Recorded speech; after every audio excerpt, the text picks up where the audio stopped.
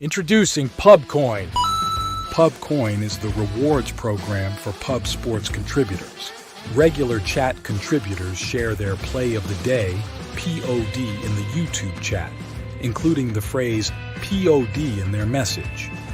At the end of the week, the amount of units earned are converted into PubCoins. PubCoin can be used as reward points for prizes, shop discounts, and contests. Hey, what's going on, y'all? It's Mills here, Pub Sports Radio. Do you guys want to challenge the personalities here at Pub Sports Radio? Do you guys think you're better than them at entering in your MMA predictions and picks? Would you want to get paid for it? $100? Here's how you do it, man. You sign up right here at the link below. It's just this easy. PubSportsRadio.com. Enter your email. Pick your weekly picks. That's it. Oh, and you get bonus points if you can predict how they're going to win in what round. Every single week, a new winner's getting crowned. So every Saturday on Pub Sports Radio. So come on and check us out. You can win $100 just for signing up. Only thing you need to do is see if you can beat us here at Pub Sports Radio by entering your UFC predictions and picks weekly. Do it. I dare you. See you guys soon.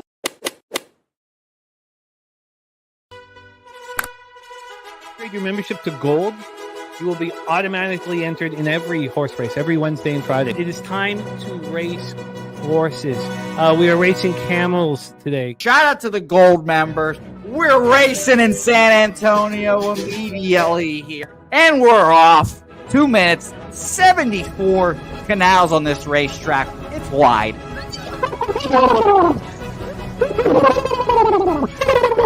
We're racing in San Antonio. Matt Wally moving forwardly. Jeff Slaughter in the mix as well. And as is Randall Sheffield, who's put that beautiful nose out front. But it's actually real grass here, Jimmy. Maybe Kentucky bluegrass. Oldie, no! There he goes. Oldie in the lead now. K. Wolf falls back. The horses love it. Sometimes they stop and eat it on the way to the finish line. That's why your horses start so far in the back. Here. Oh, look at Nussflush Allen bursting out here. J-Dub in the mix. Rude Boy up here as well. Jimmy, take it away. There's Oldie. Oldie is moving to the front. We are past the halfway mark in our 2 mile. And there's Ricky Levy.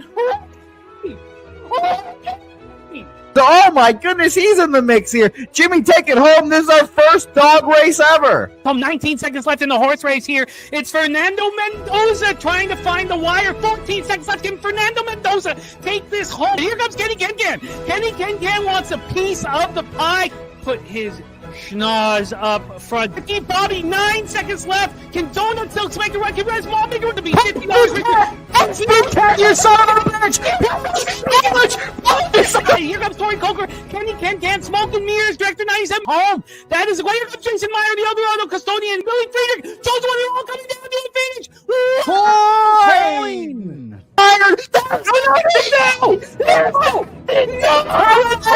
Nowhere! Oh no! Fanatical Jim!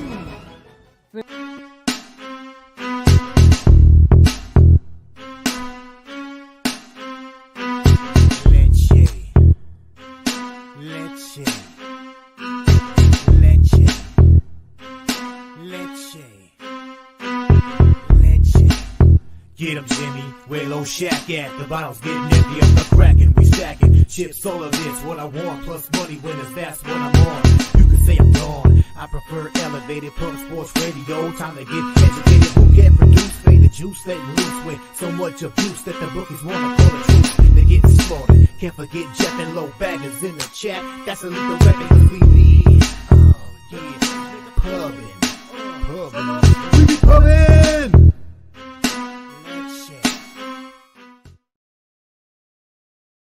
All right, say hey everyone. Welcome into another edition of Say Hey Plays, Betting with Bouquett. Jesus. My name is Jose Bouquett. Nice to see everyone in the chat bright and early here. Tori Coker, don't apologize for losing picks. It is all right, my man. But we had a good day yesterday on the diamond here. I'll show the record here early. Good day yesterday. We were down 5 units. cut it down to within one. And like I said at the beginning of this week, my goal, beginning of this season, to be a winning capper in baseball in the regular season. And we're right there. We're right there. It's going to be a fun afternoon of breaking down these baseball games. We'll talk about those pretty quickly. I don't have much action. I think I have 2 bets. I have one locked in. If you follow me on Twitter, you've already seen it. And if you watched the show yesterday, you'll know what it is. But it'll be a quick baseball segment. And we'll roll into college football best bets. Wine Time Sports joins the program. Connor Mack will come on after him as well. They'll cover 6 games, I believe, together combined, 6-7 games.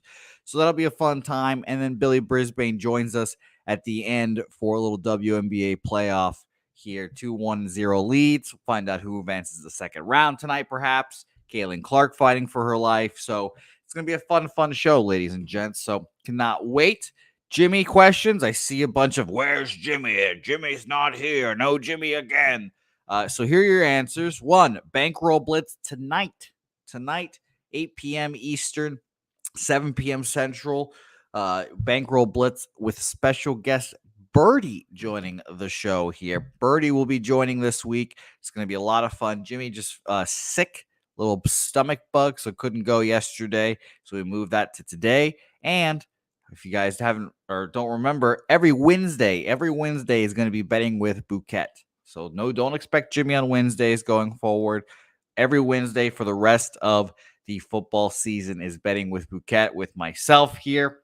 So get used to it, ladies and germs. We're going to have winning days together here. So let's not dilly-dally. I'll look over the chat here real quick, give some shout-outs, and we will roll right into this baseball card. Because like I said, this should be a quicker breakdown. We should be pretty easy to talk about. I'm passing on a lot of games here. Too juiced or teams not really playing for much. So we'll talk about all these shortly. But let's go through the comments here. We appreciate you guys being in here bright and early, like my guy, Justin McKelvey, dropping stacks. Riley Green over 1.5 bases. And Angels team total over 4.5 there. Shout out to Stacks. Good luck, my man, today. And let's hit a little dance party here 8 minutes in. Stacks, stacks, stacks, stacks, stacks, stacks, stacks, stacks, stacks, stacks, stacks, stacks, stacks. Beautiful stacks there. Shout out to you, Justin. Keep on rolling through here. Shout out to Nasty Nate in here as well. Red Sox did indeed smash, and I would have been up with the Red Sox. You know, the surprising one I didn't bet. I was surprised I didn't bet the Braves last night. Excuse me. I'm surprised I didn't bet the Braves last night. They ended up coming through, and kind of what we said yesterday was going to happen is starting to happen now. The Mets are starting to get the clinch butthole season. Again, we'll talk about all that here soon. Gerald Jones play of the day is the under in Tampa Bay, Detroit, 7.5 -110. Good luck, my guy. Slow Jams Arsenault in here as well. Yeah, Cubs got us paid. You know, we will be obviously keeping an eye out on all those teams that clinched, like the Phillies yesterday. The Orioles clinched the playoffs yesterday, so that's very interesting to see how we're going to handle those situations. MLB's best bet again here for BJ is the Braves. Yeah, BJ, I saw you were on the Braves. I don't know why I wasn't on them. You know, it just seemed like it felt like it's such an easy spot, but it's whatever at this point. Nasty Nate, chosen one in here. Joey Harb, good luck, my guy. Jimmy is okay, though. He, I guess, I'm assuming he ate some bad stuff in the airport. And then he got a stomach bug in here. So that's unfortunate. Rem Most in here. Helga is at work teaching them kids. Rem Most, but it's nice to see you. DC Capper. Am I lying? Big Fat Polly. I'm that heat. The substitute teacher is still here, and he will be here every Wednesday as well for the rest of the football season. I'm that heat. So let's get after it here. And let's talk about this MLB card we have today. And it starts off with a bet of mine. Now we're 2-1 so far, betting teams that clinch the playoffs and fade them the next day. You know, party, hangovers, blah, blah, blah. We've already gotten, I already saw some tweets, I should say, saying that there's going to be kind of like a AAA backup lineup here for the Astros. So, and the price kind of reflects that. We're at minus 130, minus 132 right now at on my local. Actually, let me double check a bet online real quick. But we'll get in the market and everything. George Kirby, we kind of know all we need to know about that guy at this point. He's good for a really good start, and then he throws it in the zone so much that sometimes the hitters are just on it and crush him. Against Yusei Kikuchi, who I'm sure had himself a great night last night because he was on the Blue Jays and floating into nothingness, and then he gets traded onto the Astros, excuse me, and is feeling great about himself now. 53% of the bets, 53% of the money on the Seattle Mariners in this game. This opened up at minus 130, has gone up to minus 135. Total has stayed the same at a 7, juice to the under, with 89% of the bets and money on the over in this game. I'm interested to see if we've gone up or down in this, or we've just stayed. Yeah, we just stayed at that 7 here. I'm going to do a quick refresh of my sites here as well real quick. But this is the playoff, clinch fade, whatever we're going to call it, that I'm a little, the most concerned about, because the Astros have been in the playoffs so much here. But I am expecting some backups here, obviously. So I definitely will see if I'm going to move on or I definitely am going to move on the Seattle Mariners here. I'm just going to be nervous about it. So minus 132 will be official for me. Seattle Mariners full game money line there. Again, why am I betting it? We're fading teams that clinch the playoffs and will hopefully show up to the game hungover next day. So no expected or no confirmed lineups yet for this 2:10 start Eastern time, but hopefully throughout the show we'll get confirmed lineups. It'll be a bunch of backups for the Astros, and we'll feel a lot better for ourselves here. So no other bets in this one. Nice to see Odds Bunch in here as well. He had a good day on the diamond yesterday as well. Good morning, Kelly. Nice to see you as well. I do indeed like these Seattle Mariners for today, and we'll move on. Thank you to the Chicago Cubs yesterday. And Pete had a great another bet with the Cubs team total that cashed easily. Cubs money line cashed pretty easily as well. We were feeling great about ourselves. Everyone ass slapping, just fading the teams that clinch the playoffs. The Phillies have made the playoffs a few times in the past, so that makes me feel a little better about my Astros bet. But I don't know. It's obviously different in Philadelphia than it is in Houston here. I have no action on this game, just a little bit too juiced, and I don't want to fade Christopher Sanchez at home. Sharpie, the aforementioned Sharpie, was the one who alerted us to, thick infields in Philadelphia. Ground ball pitchers thrive there. Christopher Sanchez, no surprise. So I've ultimately decided to stay off. This game, again, is too juiced. I don't want to fade him. I think he's a very good pitcher. Javier Assad's fine. Let's go to the market here. So I'm very interested to see maybe the under is getting a lot of love here. 81% of the bets, 80% of the money on the Phillies. And we're getting 90% of the bets, 94% of the money on the over here. I probably lean under in this game. Truthfully, we're seeing 8 minus 115. Bet Online has already moved it down to 7.5. No other book has done that yet. Heritage and Bookmaker stayed there. Actually, it did go down to 7.5 at one point at Heritage and then came right back up to 8. So that's fascinating stuff there. But I'm going to stay off this game. I lean under, like I said, but no official action for me there. So it's going to be interesting to see how this game unfolds. And Sharpie saying Sanchez's passes innings limit, clinch the division. Doubt they let him go today. I probably agree with you. I think he'll go 4 innings just to keep him fresh, ready for the playoffs, because he's their number 4 starter probably. I don't know if he'll get tossed to the bullpen, but I think he's a good number 4 starter for them. So important piece they will need, especially in home games as well. Next, Reds Guardians. It was a good game yesterday, but no action here again for me. The Guardians yesterday officially clinched the first round bye, like we kind of all thought they would. So I just don't think they have anything to really play for. It's just another spot, nothing to play for. You clinched the bye. There's not going to be celebrating for that, but I'm sure it feels great for them, especially because they weren't even consensus number one to win their damn division. So I just didn't want to move on this game, like I said, because what are the Guardians playing for? The Reds kind of playing out the string. 82% of the bets, 91% of the money on the Guardians here. We've gone from minus 140 to minus 138. So really barely any movement. Probably lean Reds just because, like I said, they have nothing to play for here. And we're getting Junis again here. I didn't see who, I guess, started the game for the Reds yesterday. But we are getting Eunice here listed again. So we've talked about him yesterday. He's been solid, but not a pitcher I will typically like backing here. I lean Reds, but no action for me here. So we go on to Milwaukee, Pittsburgh here. Freddie Peralta in his last start. Thank you, Benjamin Mills. Carson Spires started yesterday. Thank you.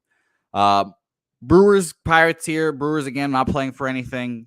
Pretty clinched into that third division winner spot. They'll play the last wild card, which might be the Diamondbacks. Will be a tough matchup. But this is Freddie Peralta's last start into the playoffs. We assume. I haven't done the math out, but I would watch this start, especially if you're planning on betting playoff baseball a lot. Watch this start. Watch Freddie Peralta. See how he does, et cetera, because this is his tune-up for the playoffs here. So and Mac Complex, you're very right, Mac Complex. I'm gonna say no action here a lot today because I only have 2 bets on the card that I like. And the other ones I just don't want to stray too much into. We're down a little under a unit now, Mac, on the season. So we have to be tight about these things. And I want to back a team that has the market, motivation, and all that stuff aligning here. So, yeah, no action.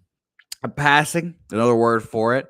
But I'm going to be watching Freddie Peralta very closely to see how he does today and how that will be going forward in the playoffs. 80% of the bets, 82% of the money on the Milwaukee Brewers here, and 72% of the bets and 75% of the money on the over. Minus 125 now for the 7.5 was a minus 115, so a little bit juice that way. And the juice for the money line has gone from minus 145 to minus 152 there. So fascinating. Not enough action or not enough movement to get me moving on the Brewers, but watch Freddie Peralta and see how he does today, and maybe it will make you want to back him in the playoffs here. So no action here. Let's move on to Tampa Bay Rays, Detroit Tigers. This was I'm making 2 bets official as of now. This is the other bet that I woke up and I was like, I think I can move on this team. Let's check out the markets first. And the markets didn't really jive with me, and it's obviously Tigers. They win yesterday in a tight game. Thank you to Rick Scooble for being amazing yesterday. We bet first 5 and full game unders in that game. It was great. But it's just a classic. The Rays aren't playing for anything. Tigers still need to win to officially clinch the playoffs. They need to win just basically 2 more games. And the Rays, what are the Rays playing for? Absolutely nothing. Littell's coming off of a great start against the Red Sox. I typically would just I need a pitcher to prove to me you can go back-to-back good starts. Littell has been good, and he's a former Red Sox player for like a week, so I know. He's had 3 consecutive shutout appearances, but you guys have heard me say this before. It's typically with younger pitchers, but Zach Littell, prove to me that you can go out here and throw 4 consecutive shutout starts. I don't think you can. I really don't think you can. Action in this game, 70% of the bets, 92% of the money on the Tigers, making them just a little bit too public for me to move on. It opened up at minus 120. We've gone down to minus 115. We've gone down to minus 110, and it's come back up to minus 119. So it just feels like the Tigers are a little too public for me today to get on. Everyone kind of knows that they need to win these, and they bet them because of that. But again, we've talked about this. Just because it's a must win doesn't mean they are going to win. So I'll keep it brief there, I guess. No action with the juice moving up to the over here.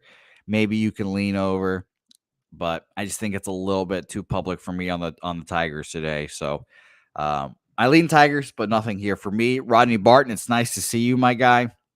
I appreciate you for joining us here.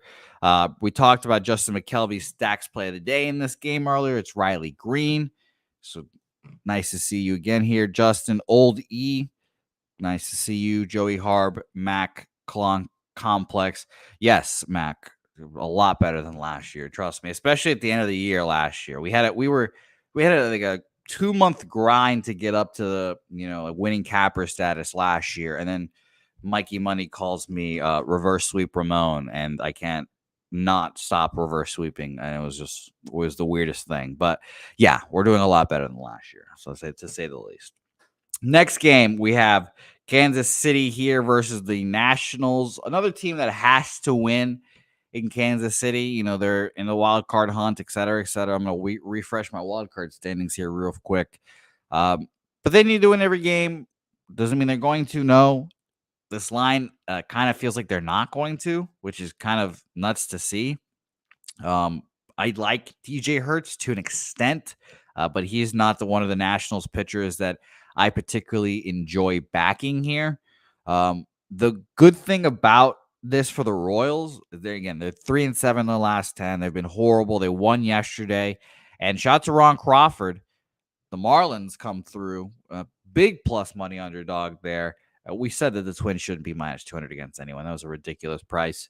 But the Marlins get that game, the Royals get that game. Now they're 2 games up, and they've kind of got this wild card spot in cruise control right now. So is the motivation there? It is, but I don't know. I just ultimately didn't feel too confident in the Lorenzen spot here either. We should mention, or I should mention that I guess the Nationals aren't fully whole right now. They don't have their best player. We know CJ Abrams is one of us now and just loves to gamble, so he's not on the roster right now. Will probably be there next year. But Nationals against righties in this month, 28th, 74 weighted runs created plus. Do they really want to back that? I don't. And for lefties, the Royals against lefties this month, they are dead last, 23 weighted runs created plus. So sure, you could talk me into an under in this game. We took a first 5 under yesterday. It was sweaty, but we cashed it. 1-0 yesterday as well. 64% of the bets, 61% of the money on the over already in this game. And we've gone 7.5. Bovada showing an 8 for whatever reason, but Bet Online, Heritage, Bookmaker, all showing 7.5. Excuse me. A little bit of hiccup there. All showing 7.5 here still. So I'm off this game. I would lean under again here, but no action for you, Mac Complex. Next, Orioles, Yankees. Here we are. Orioles clinch yesterday. We saw the baby bird bathwater, whatever the fuck it was, on Jackson Holiday's bottles. They're going to have to start doing that a lot more now that all these prospects are coming up, by the way. Churio and now Holiday. It's going to happen a lot. It's going to be funny. But here we are again. The Orioles playing the Yankees. I know they clinched yesterday, but I don't know. It feels like the Orioles should be fighting for something much more. I don't know. They should be fighting for the division here. But I get it that they're 5 games back, so they probably think they're done. The Yankees, I think they need 1 game to clinch the division, and I could easily see them coming through here. Orioles against lefties. Let's check it out right now. Baltimore, they are 18th, 76 weighted runs created plus and 169 plate appearances in this month. Yeah, I just don't think that the Orioles are going to come through here today. And I've been sitting here thinking about the Yankees as well, my guy. By the way, happy birthday or happy late birthday to Wine Time Sports here. I hope you had a great birthday yesterday, and the Oakland A's did indeed come through for you. That walk-off, that was big. I was definitely sweating that game. I'm sure you guys probably felt my sweat through the screen there. Sancho, no problem, my guy. Al Cervic, it's nice to see you. as well, gentlemen. We're just breaking down this MLB card. We're doing it solo. Should be pretty quick breakdown of the MLB. We're about halfway done already. Then we're going to move into college football with the aforementioned Wine Time Sports. Connor Mack will join us. So thank you guys. And Billy Brisbane talking WNBA here as well. So thank you guys for tuning in here. Let's go to the money line markets. Maybe that will push me towards the Yankees here. 85% of the bets and 89% of the money on the Yankees here. Just too public. Too public for me. Minus 145 opener. Bet Online has moved this down to minus 132 now. Wow. That's surprising. I want to give my site a refresh here. That's fascinating. Bookmaker opened this up minus 150, now down to minus 130. And Heritage has opened this up minus 144, is only down to minus 140. Wow. Yeah, I guess if I had to make one play in this game, it'd be Orioles. And I don't like backing them after that clinch party. But like I said, I feel like the Orioles should have been, shooting for much higher this season. And I don't feel like they would go too hard about just making the playoffs. But I don't know. I would love to hear what you guys say in the chat here between Orioles and Yankees. I'm leaning Orioles, but I will let you guys know. Raymond Reichart asking about the look on the Astros there. I think I'm just going to take, I am going to take Seattle money line here. I already took it minus 132. It's actually the last bet I put in, so I still have the wager has been accepted screen on my local site. So that's nice. But minus 132, on the Seattle Mariners full game money line. And you guys, again, let me know what you guys think about this Yankees-Orioles game, because now I'm considering moving on Baltimore here. It's very interesting. All the money on the Yankees. And we move back down 20 cents. It's not 20 cents everywhere, but we'll see. We'll see. I'm very interested to see what we do in that game. Boston, Toronto. I have tried staying off the Red Sox in this last week because I'm trying not to let my homer brain get into my capping brain. And if I would have taken the Red Sox, I'd be a winning capper right now. So there's that. And there's been 2 times this week where I've wanted to take them on Monday, Medicate Monday. It was very close to taking them as well. Didn't. And now I'm here. And here's the spot I just talked about. Richard Fitz, has come up here and he's pitched incredible. He's been a lot better than anyone has expected. 3 shutout appearances. Let me double check here. Yeah, and his first start, he had 2 unearned runs. So I'm considering this shutout streak for those sticklers out there. But 5-inning shutout against Minnesota, 5-inning shutout against New York, and 5 innings, 6 hits, 2 runs, but none of them earned against the White Sox. And you guys know what I'm going to say here, and I said it last time, and you surprised me. But here I am again saying, Dick Fitz, prove to me that you can throw 4 consecutive outings of shutout ball. I would be shocked. Kevin Gausman's obviously a good pitcher. So I'm not betting on the Red Sox here. And it's a little bit too juiced to bet the Blue Jays, in my opinion. We have markets in this game. And it's not, again, surprising that we have 77% of the bets and 93% of the money on the Blue Jays here. What is surprising here that we've opened up at minus 138 and Bet Online has only moved this down, or has moved this down 2 cents. Bookmaker opened this up minus 135. It's gone up to minus 138 there, just barely. And Heritage minus 133 now from an opener of minus 136. So all that money on the Blue Jays, I don't know.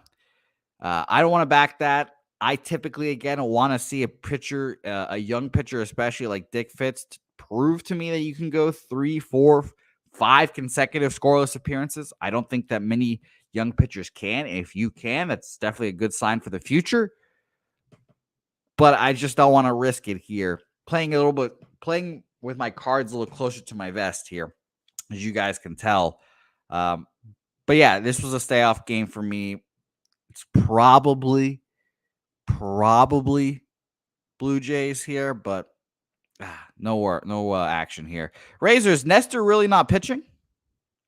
I still had Nestor Cortez Razor. Maybe I need to look at the books again here real quick because I didn't see that here. I guess the game's off, so that's interesting. I guess that's why the line kept going down, huh? So I guess that just happened because I just had the odds up, huh? Interesting. He's getting an MRI today, and Crystal Craig saying Marcus Stroman is the pitcher here today. Raymond, by the way, asking if Seattle has a chance. They're 2.5 games back of the wild card. So technically they're playing really well, but I've been saying for a long time that they're fucked. So I think they're dead personally, but I think Seattle will play like they're not dead because they're not mathematically eliminated.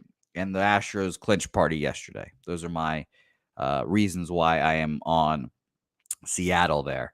All right. So no action for me in this game.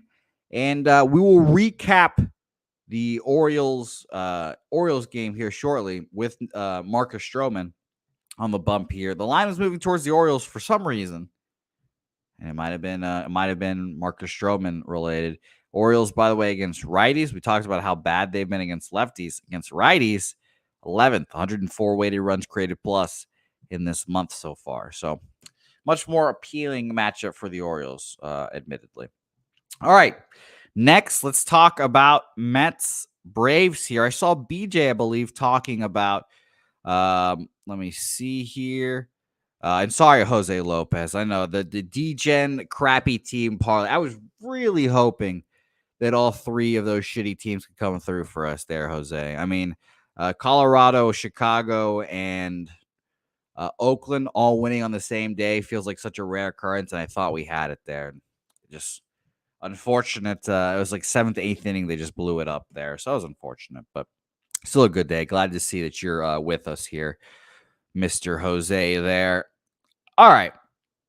Now, Sharpie talked about this earlier in the program, hurricanes. So this game might not go in, and it's an important game. So they'll probably reschedule it.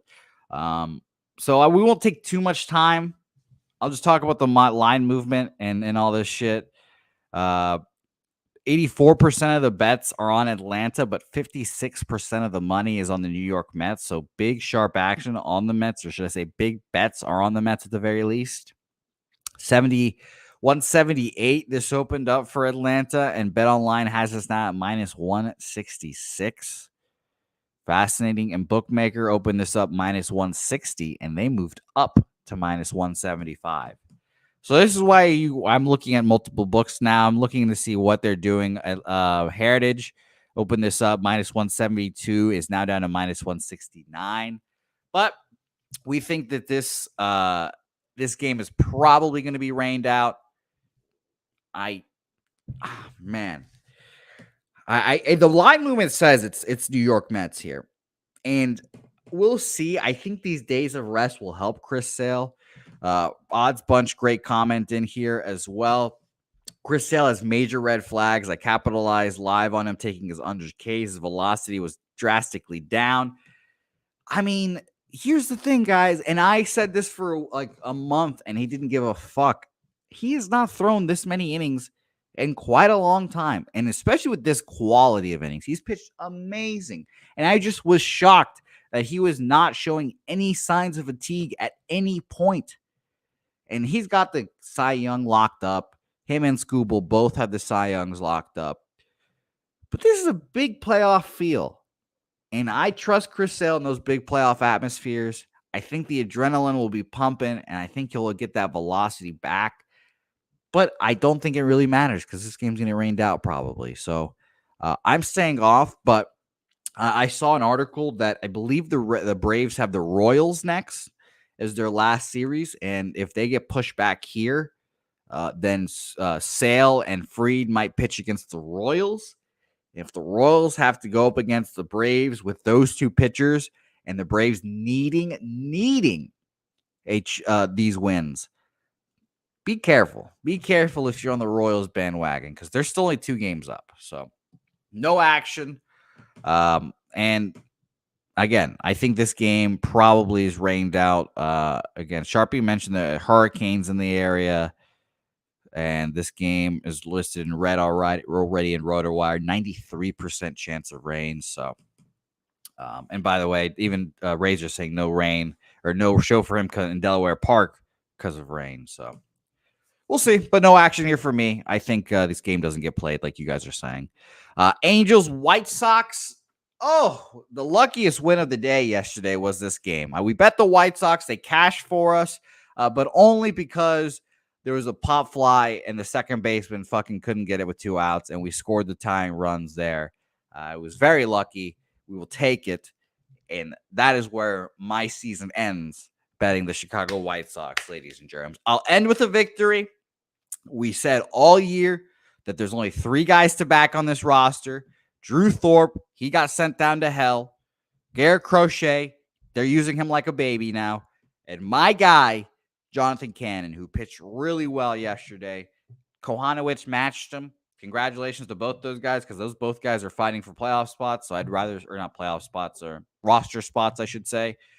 So I like seeing both those guys pitch well, but we're kind of in the opposite spot in this spot. 2 older pitchers. Do I want to back them? No. And I saw the people are like going to the White Sox games now to see the White Sox lose and become the losingest team in modern baseball history. I mean, I'm sure that's a lot of motivation for the White Sox, but Davis Martin has just not been the guy I've wanted to back all year. It's been funny. He's been pitching after Jonathan Cannon all year. And every time I back Cannon and I feel great about it, he pitches next. And I'm just like, ugh, no thanks. No thanks. And I get grossed out. Maybe it's the 0-5 record. I don't know. But 5 innings, 7 hits, 3 earned runs in his last appearance against these White Sox, or excuse me, against these Angels. So, I don't know. It's a back-to-back. He pitched okay. This is the issue with the zigzag theory there. 5 innings, 3 earned runs is not bad. Do I expect him to pitch worse? I don't know. That's the thing. I just can't tell where we're going with this one. Jose Suarez, it feels like he's been a reliever all year, and then they need starters, so they throw him up here. This will be his 3rd start of the season. 5 innings, 3 hits, 1 run not earned against Houston in a back-to-back there. It's incredible. He pitched in a back-to-back against Houston and went 9 innings, 1 run not earned in those 2 outings combined. So very impressive from Jose Suarez. I think he pitches well. And the White Sox against lefties in this month, they are 22nd, 66 weighted runs created plus. So you can tell me that this is an under game, and I believe you, but I didn't want to move on this game either. So no action here. And Action Jackson, nice to see you, my guy. It's funny. Yes, Benjamin Bills. That is what I was hoping for. Benjamin, if I want to refresh RotoWire real quick. I was hoping for that. I saw the beat writers say that. We do have confirmed lineups. I'm disappointed to see Bregman in there, but Bregman, Jeremy Pena, Yanir Diaz, John Singleton, Victor Caratini, Jason Hayward, Shea Whitcomb, Dubon, and Jake Myers are in the lineup. So obviously no Jordan. He hurt his knee. No Altuve. So that's nice. That's nice. I bet it at -132, but it's going to be very interesting here. All right. No action here. We'll move on to Ron Crawford's spreadsheet dog from yesterday. Congratulations, Ron. Great cash on that Marlins spot, plus like 235. Great bet there. I forget what it was already, but it was awesome. At least it was like plus 200. Now, we kind of have the same situation again, -185. And I don't know. I just cannot get behind the Minnesota Twins here. The last 2 months, essentially, they've been trying to blow this playoff lead, and they have. And they're not going to make the playoffs now because they stink. Their pitching is solid, but I just cannot get behind the hitting. Buxton, Correa, all those guys, just no thanks. Easy stay off game for me for the Twins spot. And if you like rolling the dice here, and I'm kind of, playing it a little more conservatively, 100% I agree with Robert Franklin and anyone else.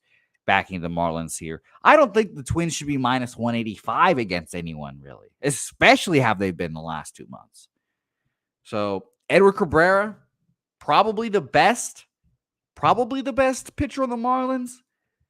I trust him, and I'd probably lean Marlins here. And Jake Burns, you're right. If the Royals were minus 185 against anyone, I'd probably say the same thing there. I think that's crazy that they're, minus 115 was so cheap, but the numbers against lefties for the Royals are so bad. So I kind of understand it in that aspect. But yeah, I mean, honestly, if I was making this line, I'd probably make it Minnesota Twins minus 130 here. And that might sound low, but I just think that's how bad they are. And by the way, Edward Cabrera is coming off of 7 earned runs against the Dodgers last time out. I love that. Give me the bounce back opportunity. The Dodgers are really, really good. We all know this. And the Twins, significantly worse. So Marlins, again, definitely live for me here today. I'm not moving on them because I'm playing it a little more conservatively. But I love the Marlins here in another spot here. Money action in this game. God, the more I talk about it, the more I'm going to want to move on this game.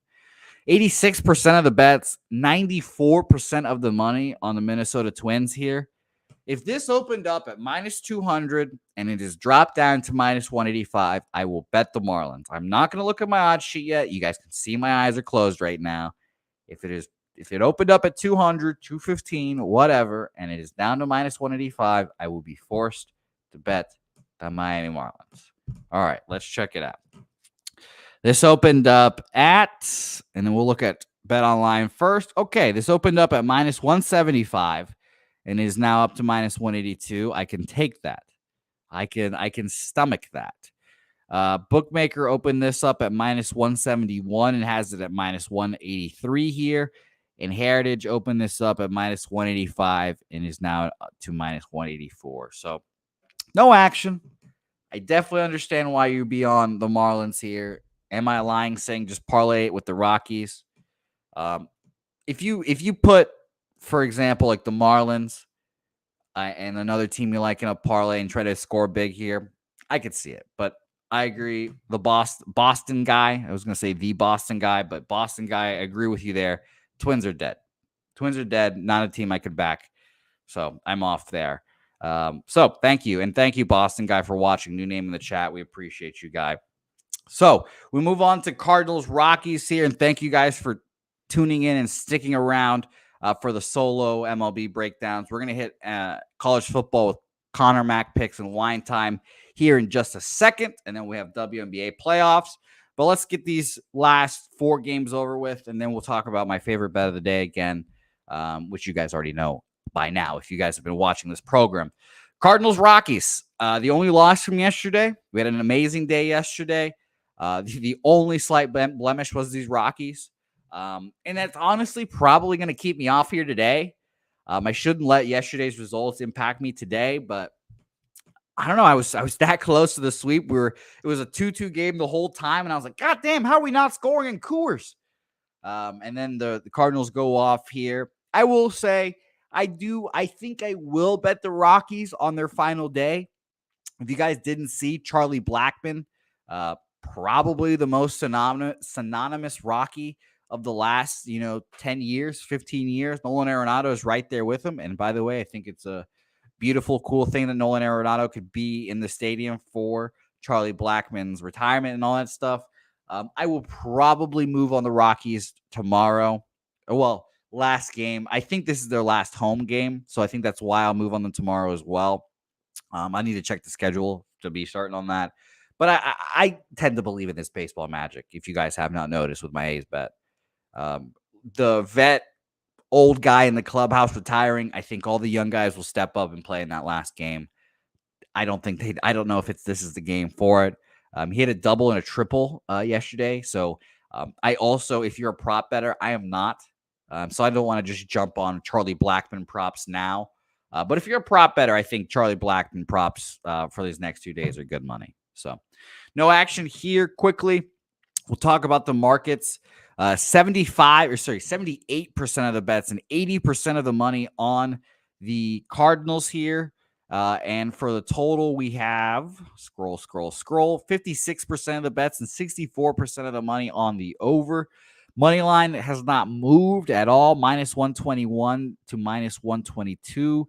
It actually did go up to minus 132 at one point, but came right back down. So Rockies do seem semi-live. I will admit that.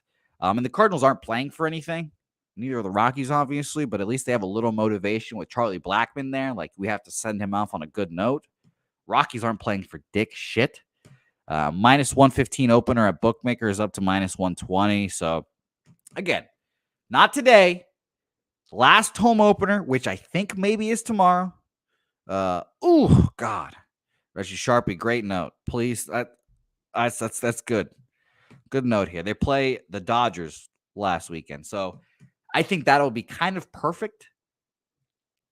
The Dodgers aren't going to be playing for anything. I hope that either them or the Phillies will have wrapped up home field advantage by then. But hopefully the Dodgers aren't playing for anything. And we can bet Charlie Blackmon, or bet the Rockies, I should say, in that last home game for them. I believe in that baseball magic stuff, but we'll see. No action here. And this is how you know. This is how you know, like, they're trying to send them off well. T-shirt giveaway Friday, Saturday fireworks, Sunday, bring everyone back. Todd Helton will be there, I'm sure. And Ubaldo Jimenez might be there. Who knows? So, okay. It'll be fun. Bookie Buster play today from DC Capper is the Detroit Tigers. I agree with that. I can see why you're on that play here. Next, a minus 200 Diamondback squad with Zach Gallen at home. Versus a Giants team that I believe has beaten them twice in this series already. I could say, what are the Diamondbacks playing for? But, they're half game up on the wild card. They're half game up. So they need to win. And we could easily get into a scenario where the Mets and the Braves both make it. Obviously they play against each other today. They're a half game up on each other right now. So, we'll see how that all unfolds. But Diamondbacks need to win. And they play the Giants. We'll see. I want to check real quick who their next team is. And you guys can obviously tell I don't look at the schedules ahead. They play the Padres this weekend to end the series. Like that, those are three tough games with a wild card team as well. That's on fire. 9-1, 5 wins in a row. Again, you guys will see the Padres is everyone's favorite dark horse this postseason. I agree that they're a dark horse. I'm not going to bet anything on them personally because I think they're going to be the most popular one. But are the Diamondbacks minus 200 favorites in this game? I don't think so. Personally, I don't want to bet the Giants. But they need a win. Zach Gallen will bump. Their best pitcher at home. I can understand why everyone looks Diamondbacks here. And I lean, I guess, that way, but it's too juiced. And again, just be aware of these wild card, standings when you're betting this, especially the NL here, because the Braves are a half game back of the Diamondbacks, who are a half game behind the Mets, and they play each other. So we'll see. No action here. Quickly, I'll tell you guys the markets in this one. 84% of the bets, 88% of the money on the Diamondbacks here, and 86% of the bets and 79% of the money on the over. Opened up at 205, is now 212 at BetOnline here. And for the total, 8.5 juice to the under. It is 8.5 juice to the under still. 1 cent of that movement. So no action there. Let's go to the main event again here for me tonight. I said yesterday, you bet the Oakland A's every single game for the rest of the series at home. Every single game here. And it's kind of a shame that their last series is on the road. But I'm sure you guys saw yesterday, I was sweating my ass off, obviously, because I was so confident in the play. I said it was the play of the month, blah, blah, blah. And it's funny, when I say like it's the play of the month, I'm not betting more money on this play because I bet everything the same. keep a unit size the same, $25 on everything. Actually, that's a lie. I put $30 on this game because I was feeling so confident. But it's still it's $25-ish every bet for me. And I wasn't putting $100 on this game because I said it was the bet of the week. But again, I'm just so confident in the A's this series.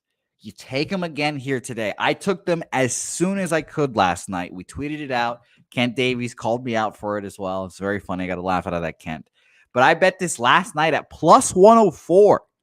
And now we're flipped all the way to the Oakland A's here at minus 111. I mean, come on, guys. You have to join the baseball magic here. 48% of the bets on the Oakland A's, but 91% of the money on the Oakland A's. So big bets on the Oakland A's. People are starting to see the magic here. And it was crazy last night. So speaking of magic, they go up, they give up a home run, they get the lead right back. That was kind of the whole game. And then in the ninth inning, they obviously do the damn thing. They walk it off. It was great. We had a great time. Everyone, loving each other, blah, blah, blah. I just think that the fans in Oakland are going to spur this team on. The sell the team chants were loud last night. A lot of emotions going into these games. So give me the Oakland A's yet again here. I took them at plus 104. I would take them at minus 111 right now still. I get it. All the numbers will be kind of ugly. A's against lefties in this month. Oakland is 82 weighted runs created plus. But I will just gladly roll the dice with some Oakland Coliseum magic for the last time here. So easy play. It's going to be an easy play for me tomorrow. Bet it as soon as you can tomorrow. And I told my friends, this is funny. I was so confident in these A's plays yesterday that it was me. I texted Jimmy as soon as I woke up. I said, Oakland A's today. He probably didn't see it, but Oakland A's today. I told all my friends in my gambling group chat, bet the Oakland A's. And that's just a lot of pressure. And I told all you guys, bet the Oakland A's. And it's a lot of pressure when saying all these things because I don't want to lose you guys money, especially. As Jimmy would say, I can ruin my life. I don't give a fuck. I'll go bankrupt betting the Oakland A's, Colorado Rockies, and Chicago White Sox. But you guys losing your money would fucking kill me. And I'm glad we came through again here today. And this being said, I told my friends, take all of your Oakland A's winnings from yesterday, roll that shit over on the A's again here today. Double your money here real quick on the A's. And that's what I'm going to do here. Or, well, that's what I should do here, I should say. Bet the A's again, double your money. And in the third game, if you're feeling ballsy, fucking put all of the winnings on that one on the A's again here. So I think the A's win again here today. It's going to be another fun matchup. And by the way, Oakland A's broadcast must watch TV in those next few days. Must watch. So tune in there. A's for me, plus 104. Take it at minus 111 right now as well. It's good money. Last game, and what a triple play, by the way, to end it last game. Padres-Dodgers, great pitching matchup, little playoff tune-ups for both of these guys. Who knows? We might even see this matchup in game 2 or game 1. However, the Padres disperse of Dylan Cease. I think Dylan Cease is their best pitcher. But I don't know what they're going to do with him. I'm going to be very interested. I personally think it should be Cease, Musgrove, Darvish. I think Moose Money said it was going to be Cease, Darvish, Musgrove. So we'll see. But am I going to fade the Padres? No. They're extremely hot. Dodgers are kind of just playing for best record in baseball to clinch that. I will give you guys that update right now. They have a half-game lead over the Phillies for best record. I don't know. I think it matters much more to the Phillies personally because of, the bank and the atmosphere, all that stuff. They haven't lost a home playoff game in I don't know how long or whatever it was, but I question the motivation for the Dodgers, really. I think the Padres are in full gear, ready to go, kind of just waiting for the playoffs. I think Cease goes out here. And Sharpie would know this better than me. I think Cease doesn't go his full workload. I would be a little surprised if both these guys went all in here. But, I ultimately would just have to stay off this game. Sorry, Mac. I didn't trust either side here. And, you're right. You're right, Noli. They're only 2 games back of the division. You're right. I think that in my head, the Dodgers have already clinched and all this bullshit. So you're completely 100% right there. Dodgers are only 2 games up on the division. And the Padres trying to catch them. That'd be fun. Obviously, the Dodgers just need to win 1 game, and they're feeling fine about themselves. But like I said, I just think the Padres have a lot more motivation. They're riding the wave and just pushing. And I don't know what the Dodgers are playing for. Sure, you can tell me they're playing for the division, but do they know that? They just want to I feel like they just want to get in the playoffs. But that's why I stay off. I don't have enough information. Minus 127 feels a little cheap. So Padres or nothing here for me. And, I agree. Am I lying? I've been the guy that's saying the Dodgers aren't going to win the World Series this year. It's not really a bold claim.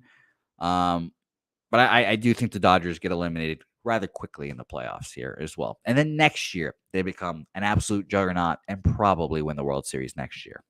So no action here for me. I'll quickly give you guys the markets, and then we can move on here. And I also need to send some messages to the lads saying ready for you guys here. So give me 1 second. Ready. And I'm sure Wine Time's actually watching the show. So for you, whenever. All right. Beautiful. So let's recap our action here. It's going to be a fun card. It's going to be a short card for me, but it's going to be a fun one. I'll tell you that.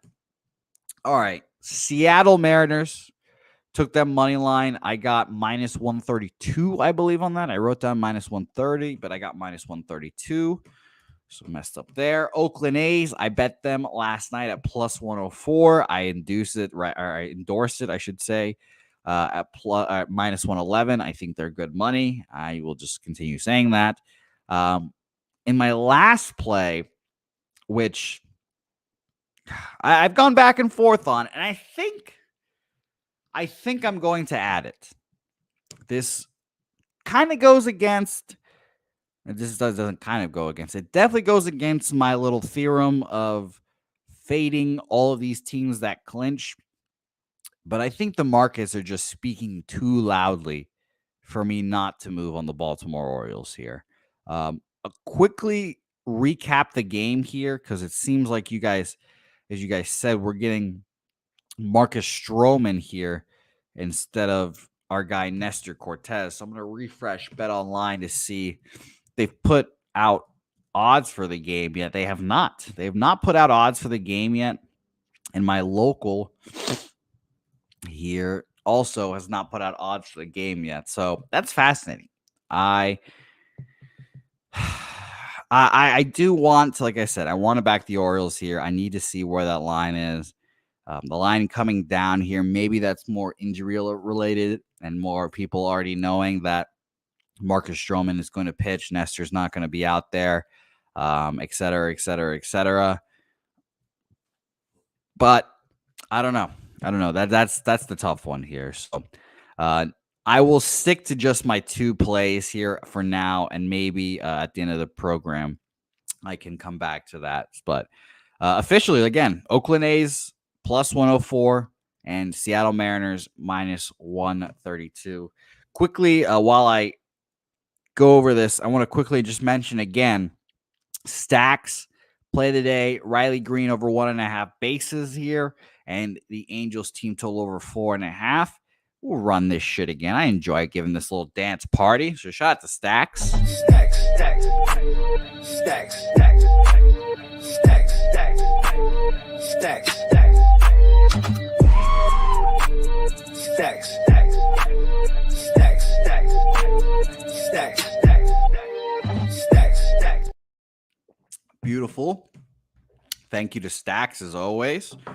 So that we have that. Gerald Jones put his play today in here as well. The under 7.5 in the Detroit Tampa game. BJ likes the the Braves here. He takes the Braves money line here. Raymond Reichard, that's a great question. I have not seen my guy Ronnie Crawford yet in the chat here. If I have, I obviously have a shit memory and don't remember it. But I don't think we have a spreadsheet dog play of the day here. And I will say I have not gotten a message from Matty Ice either as well. So no message from him either about Taint. But he did cash. He did indeed cash Taint yesterday. So love playing this when I can.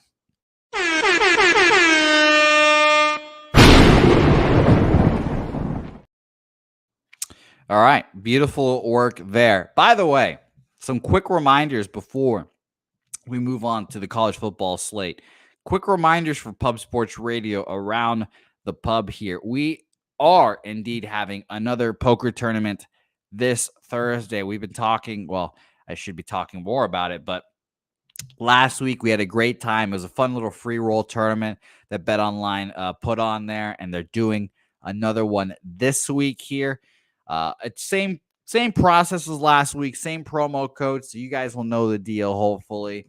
Go to our friends at BetOnline and use promo code PSR Ticket to join there. Once you hit PSR Ticket on the promo codes, you will see the tournaments pop up on your little tournament lobby screen in purple, and that will be the big indicator of how to make that work out for you, or whatever it's called, how to get in there. That'll be the tournaments, I should say. I'm trying to find the words today, apparently. Cannot do it, but that's how you join here. Promo code Pub Sports. BetOnline hosts these tournaments, and we need you guys to join here. We need you guys to join so we can continue to do more of these. BetOnline is watching us like a hawk and letting us and trying to see how many people we can put into these tournaments to see if we are good partners with them. So please, in fact, join us tonight at the Pub Sports Radio free roll. And I just put in the link to the Twitter, or to the tweet that kind of shows you guys a step-by-step how to join there. So let's go. Shout to you, Tom Leach. Nice to see you. Wednesday is Wednesday with Jose. Maybe I should change the graphic to say, hey, Wednesdays, or betting with Bouquett Wednesdays.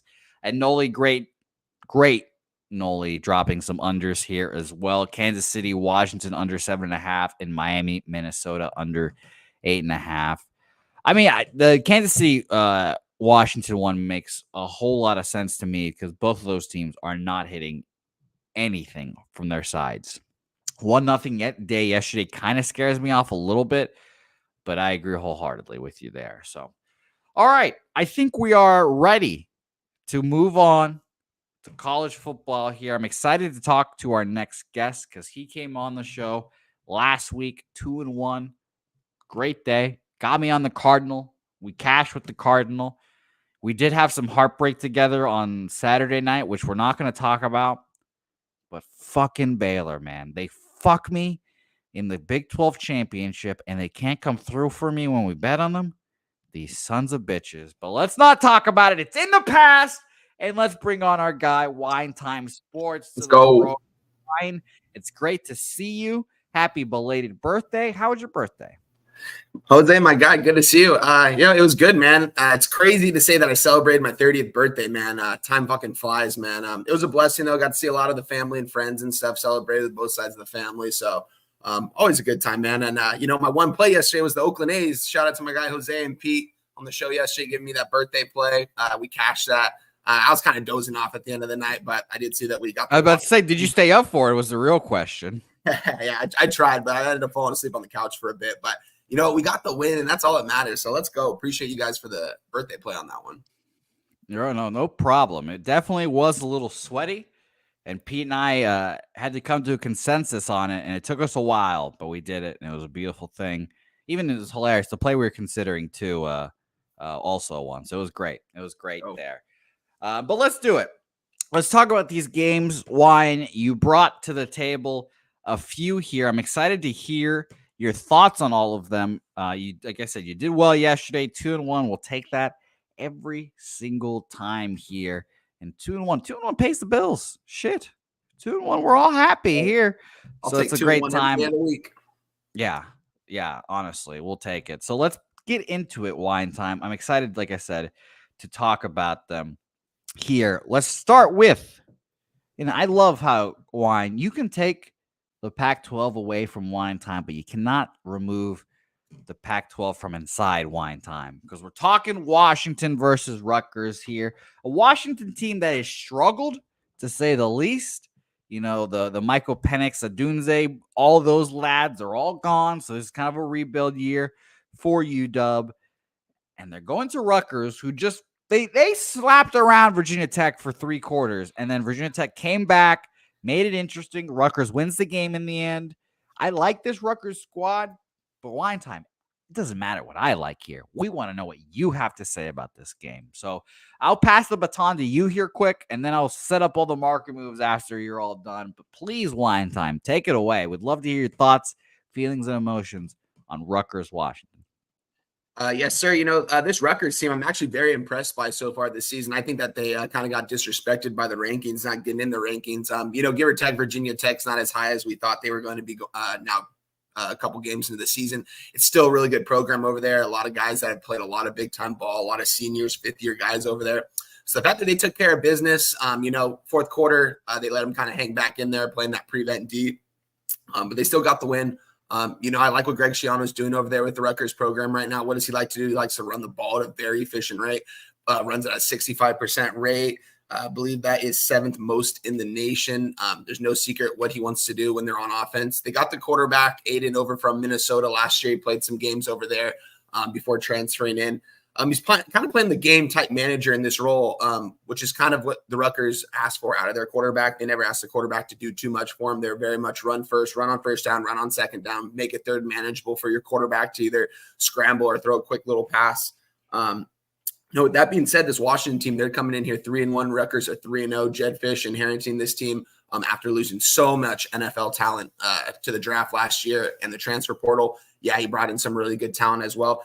This Washington very well could be 4-0. If you ask me, they had every opportunity to win that Washington State game. Yes, we were on that Washington State plus the points, but Washington was in that game the entire game. They I think, if anything, they beat themselves in that game. That being said, they came back strong. I believe they played on the road. They played on the road last week against Northwestern. At home. Apologies.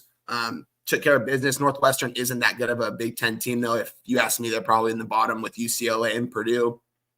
Not a very good team by any means. And both these teams, what do they like to do? They like to run the ball too. Washington's got another running back in Jonah Coleman, who's one of the better running backs in the Big Ten. He's running the ball at a very efficient rate at about 7 yards a carry, top 10 in the nation. Both these guys like to run the ball. Washington, on the other hand, too, they've got another quarterback similar to the Rutgers, who's a game-time manager in Will Rogers. Will Rogers has played a lot of big-time ball over at Mississippi State, SEC ball. He's played a lot of snaps. He's a fifth-year guy. He knows this offense pretty well.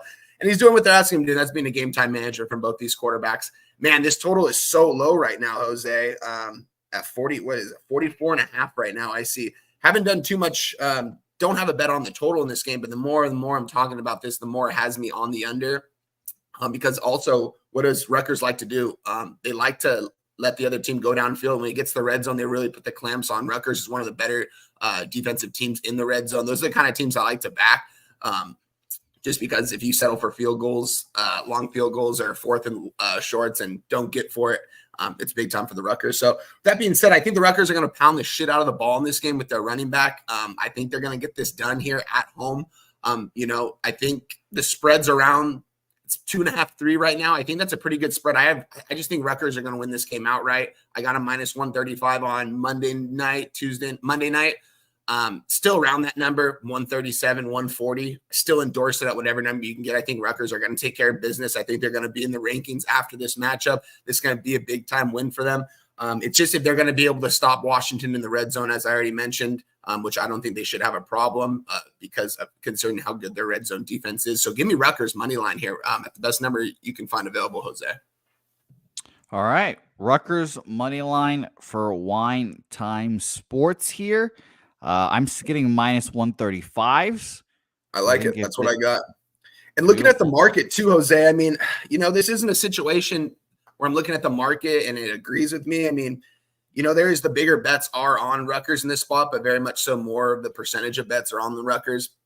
Did open up to a 1.5 and it's up to a 2.5 now, which I do like. I wish I would have got in at that earlier number and a little bit better of a number. But I just think I like this Rutgers team. I was kind of high on them going into the season, and they're doing exactly what I thought they were going to do with Greg Schiano. So, give me Rutgers money line. Let's go. Rutgers for wine time there. Coin, thank you for dropping Circus openers. Yeah, 2, 1.5 around there. Now up to 2.5 there for Rutgers. And you mentioned this action on the total here is very fascinating. I think I would, if I had to make one bet on this game, I'd lean under with you here. 27% of the bets on the total, or on the under, excuse me, and 56% of the money on the under. So sharp, bigger bets on that under, it seems. I probably lean that direction, but I won't make anything official here. Wine, that was a great breakdown, and let's roll on. We roll on to Oklahoma State versus Kansas State. Big time game. Wine, I unfortunately owe you a steak now. It is truly unfortunate there. You're on the list now of people. Mike Gundy with one of the, and I've been watching Mike Gundy ball now for 4 or 5 years. As I was a freshman at Oklahoma State once upon a time. I pay student loans there still, so I still have the right to be a fan. One of the worst in-game decisions I have seen him make in quite a while. Now, last year, he was particularly awful with his quarterbacks, but this was so bad. Alan Bowman starts horribly. Played the horrible first half. And then after the game, he said that Bowman was, I guess, rattled, and they needed a relief pitcher, so they throw Rangel in there, who was even worse. Horrible. Throw the backup quarterback in there for like 3 or 4 series. They don't do anything. And then they throw Bowman in there just in the nick of time to score at the end of the game and make it a closer game than it was and still lose the goddamn game and piss me off. So here's the thing. This week, after all the shit he got, and Mike Gundy doesn't give a fuck. Like he's Mike Tomlin of the college football. He's going to have this job forever, even though I think he should have been fired years ago. But whatever. He says he's going to stick with Bowman now, and hopefully he learned his lesson. I really think this Oklahoma State team is a good to decent squad, and I think 5 points is a little aggressive here against Kansas State. Kansas State, who just got slapped in the face by BYU. Shout out to, I believe Connor gave out BYU on this program as well. I don't trust Kansas State. I don't like their freshman quarterback. I think 5 points is a little aggressive here. And I think Oklahoma State, for how bad they played yesterday, I think you can blame 70% of it on bad coaching there. And Mike Gundy, once a year, has one of those fucking stinker games where he just blows it for the team. And I think that was it for this year. So I think Oklahoma State wins this game outright. And I'm very interested to hear your take on this game. Obviously, Wine. Quickly, I'll mention the markets here in this game. I hate that Oklahoma claims Oklahoma on action, so I have to look at OK State. That is one of those little things that bothers me in the rivalry, but whatever. 52% of the bets and 84% of the money on the over in this game, Wine, which is very interesting. I would expect this to be an under game with two seemingly defensive teams, but we'll see. And for the action on the spread, good God, Wine time. Yeah. 74% of the money, 86% of the bets on Kansas State. That is a little surprising to me. This opened up at a 5, and we've gone down to a 5. This opened up at 5.5, has gone down to a 5. It was 4.5s. It even got up to 6 at one point and came right back down. We are seeing 4.5s at some places. Heritage, we'll use them for an example. Opened this up at 5, got up to 5.5, got up to 6, drops right back down to 5. It is 5 right now. Wine, I'm gonna love your take on this one. Hopefully, I lean Oklahoma State, and I will probably be betting them. But I'm a homer asshole, and I'd love to hear your unbiased take on this. Yeah, I love this game right here. I'm right with you here on Oklahoma State after fading them last week. I don't look to ever fade Mike Gundy 2 weeks in a row, especially coming off a home loss. That was a tricky game. We didn't know who was going to play quarterback for Utah for the longest time until game time. I was so set on that Cam Rising was going to play in that one. But yeah, we're going to get to this next game here. Mike Gundy doesn't like to lose 2 games in a row. And he knows if he loses 2 games in a row to these 2 teams, the 2 teams that are most likely going to be right there at the end of the year for the Big 12 championship, he can't have 2 losses against both these teams. You're giving Oklahoma State 5 points here on the road here against Kansas State. I think Oklahoma State has the better team. I'm not high on this Kansas State team by any means this season. I'm not high on Avery Bradley. I wasn't going into this season. I like what he can do with the ball in his hands. I think he's got a good arm too, but I just think he's got a lot to prove still. Him being still a young quarterback, a true sophomore, I believe, and Kansas State coming off a huge loss, getting smacked in the face by BYU. I didn't watch 1 second of that game. That was from start to finish. It was just a disaster for Kansas State.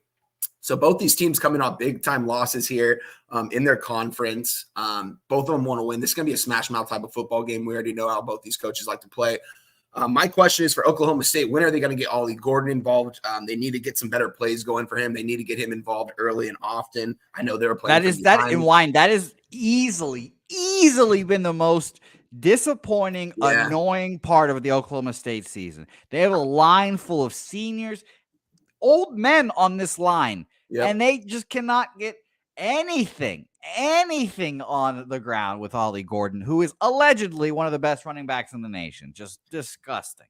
Yeah, I was high on him going into the season. I thought he was the best running back in the nation, definitely a top 3. I think this is going to be the Ollie Gordon come-out game. I think he's going to get 25 to 30 touches in this game. He's going to go off for 150, 2-3 touchdowns. This is going to be very much an Ollie Gordon type of game. They're going to give him the ball, get him involved early and often. Get him involved out of the backfield, too. Get the ball in his hands. Throw screens to him. Do whatever you can. Get this guy involved. He's really good with the ball in his hands. This guy's an NFL-type running back. I think he's going to be the difference maker in this game. We look at Kansas State on the other side. They like to run the ball too with their quarterback and their running backs. Oklahoma State's got you already mentioned, they've got a lot of guys on the offensive line that have played a lot of ball at the collegiate level, 4th, 5th year guys. You got to trust your offensive line here against a Kansas State defensive line that I think is a little sus, if you ask me. And I think Oklahoma State defense, I think this defensive line can potentially get at their quarterback too, Avery Johnson here. They're going to need to put pressure on him. They need to put more pressure on the quarterback in this spot. Give me Oklahoma State. I just think you're going to give me Mike Gundy 5 points here coming off a loss. I know Kansas State's coming off a loss. I'll take Mike Gundy as a coach over Chris Kelman any day of the week, though. So give me Mike Gundy in the Oklahoma State plus 5.5. I gave it out on Twitter on Monday night. I know it's at 5 at a lot of spots. Some places 4.5. Still endorse him, man. I think they get these guys outright. If you want a good plus money play, take the money line. I think they have a really good chance to win this game outright. What odds did you get that 5.5 at? 5.5. I got -110 on Monday night, and I see right now 4.5 -107 at some. Damn, that's crazy. If you can get the plus 5, I kind of want to give out I gave out the 5.5. I kind of want to give out the 5 right here though. Just so people, if anyone wants to tail it, give me the 5. Did you tweet this out, Wine? Yeah, I did.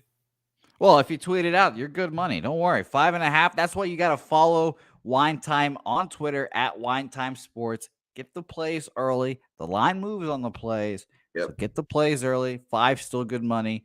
5.5 bet by Wine Time -110. So it's good money. By the way, Raymond Reichart lives apparently 30 minutes away from Rutgers Stadium. So that's exciting. Rutgers is going up right now, Raymond. Their basketball team, college basketball team, is about to be very good this year, Raymond. So that's going to be very exciting to watch there. Very exciting to watch. Shout out to you, Raymond. All right. Next game. Let's keep it rolling here. We appreciate all of the people in the chat here. It's always great to have all these different perspective, opinions, and everything on all of these games. Again, it's part of the reason why we do this. Is a beautiful time. Here we go. Fighting Illini versus Penn State here. Where are you, Saturated? Yeah, where's my guy, Saturated? Where are you? And by the way, Raymond Reichart is a Seton Hall guy. I didn't know that. That's funny. That is very funny. Shout out to the Hall. But this is a very interesting game here. Again, where are you, Saturated, when you need you? Illinois is having their best football season in quite a while. Wine Time, correct me if I'm wrong. Brett Bielema still running the ball down there? Yes, sir. Let's go. All right, there we go. See, I know college football. Brett Bielema, great coach, actually. Penn State, they're always on fraud watch with me, but Drew Allard has looked really good this year so far. I've heard talks about him being, top 3 quarterback, blah, blah, blah. He kind of I'm personally, as a Jets fan, I have permanent scars from Christian Hackenberg, so I will never consider any Penn State quarterback good anymore. But I'm very interested to see what you think about this game wine time, because 18 points, that's pretty steep. Pretty steep. A total of 47 and a half. I don't know. And Coin, thank you again. I love Coins dropping these in here. Circa open this up at 16. It's up to 18 now. I'll tell you right now what our friends at Bet Online did. And a reminder to anyone that is in here playing poker, play poker with us on a Thursday, September 26th. It's going to be a whole lot of fun. We will be doing the damn thing on a Thursday night football stream, and we are playing poker at the same time. So tune in then and tune in and play. Just put in promo code PSR Ticket. I'm thinking of the wrong thing there. PSR Ticket is the promo code you can see on screen there. So shout out to Bet Online. All right, Penn State, this game. Bet Online opened this up at 17 and a half, up to the 18 now. We have percentages of bets here. Let us look. Penn State. Wow, only 13% of the bets on Penn State, but 65% of the money on Penn State there. So very interesting. Some people thinking that the Illini are fraudulent. I hope Saturated does not hear that. And wow, 98% of the bets and money are on the over in this game. That is a little surprising to me, especially in Big Ten ball. This total opened up at a 47. We have a 47 and a half at Bet Online. Heritage is showing a 48 right now.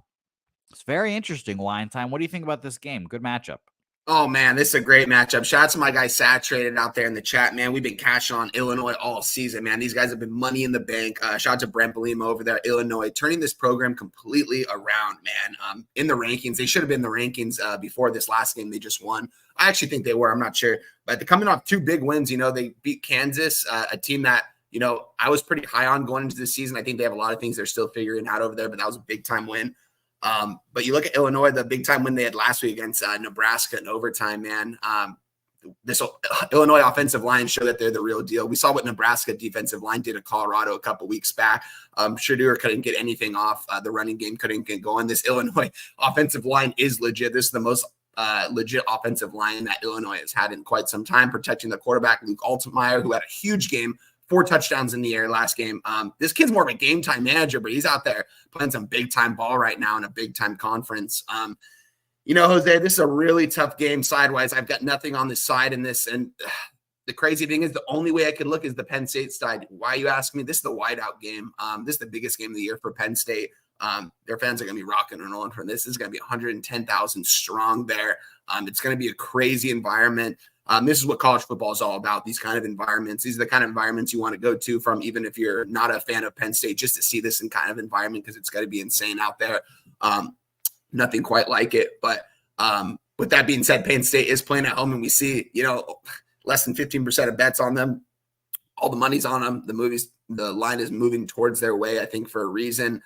I think Penn State's going to impose their will here at home. If this game was in Illinois, I think this spread would be completely different. I think this would probably be around a 9 or 10. I'm not going to lie, which is an extreme swing. But I just think Illinois being at home is that much of an advantage compared to going on the road and coming off a big-time win against Nebraska. It's tough. An emotional win against a big-time Big Ten program in overtime. You're heading out to the whiteout game. Penn State, they got a quarterback named Drew Aller, who you touched on. He's a 5-star quarterback coming into his collegiate career. He's playing some big-time games. It seems like kind of the bigger games he plays in, he kind of shies away from the big moment. They don't ask him to do too much either. They're a run-first offense very much. He's more of a game-time manager. He's going to throw the ball 20, 25 times a game, but they're very much going to pound the rock in this spot. We look at the total, man. When I saw this total open up at 48.5 on Sunday night, I thought something was weird. I said, why is this total this is too high for it? I think this is going to be a very low scoring game.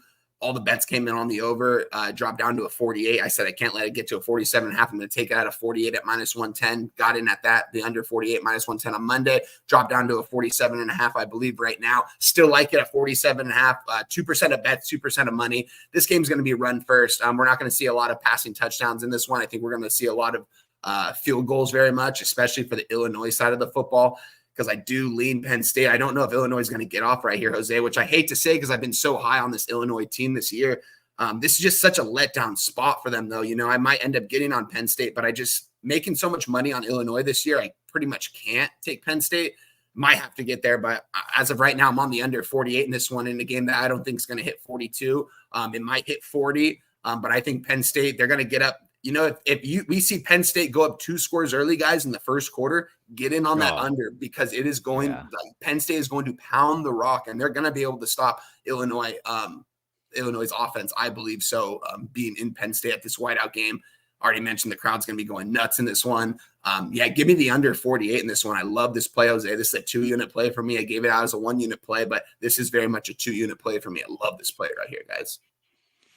Wow, that's awesome. Yeah, especially if Penn State goes up early, Illinois is fucked. They will not be able to pass the ball, I think, on Penn State. And yeah, this is I think it should be a bucket list game for any college football joyer. You know, white out at Penn State. It's gonna be a fun game to watch. Now, Mr. Wine Time Sports, I'm very excited to hear your take on your last game, because you also picked the same game as our very own Make it Mac Daddy Connor Mac Pick joins the program for our last breakdown here. Connor, it's beautiful to see you. How are you doing? I'm good. What's going on? How are we going? Well, not too much, you know, dominating the college board, doing what we do. Connor, I tip my hat to you. I think you had a good weekend. I was going over some of the bets, and I was like, oh, Connor's on BYU. They win outright. He's on this, blah, blah, blah. He's just winning. Connor, how are you feeling over there? How's the college football going? Good. It's good. I need a bounce back week. Not that I had an awful week, but, you know, I'll take it. Win every week. Let's go.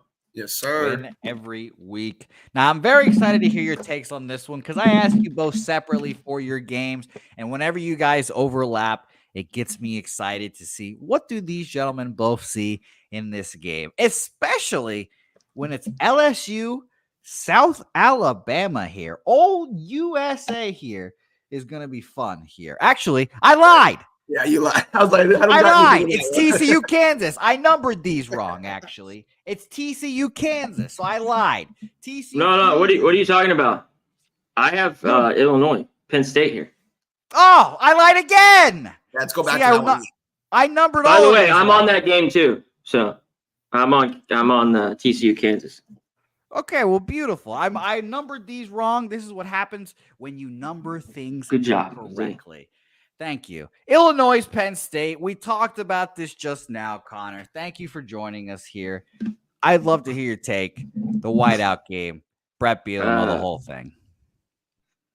Yeah, we'll get to that. Cab just in the chat. He likes Hoover. And I think Hoover does what he wants. He probably gets 300 yards, but I don't know if it matters in that game. But that might catch in that one. We'll hit that in a minute.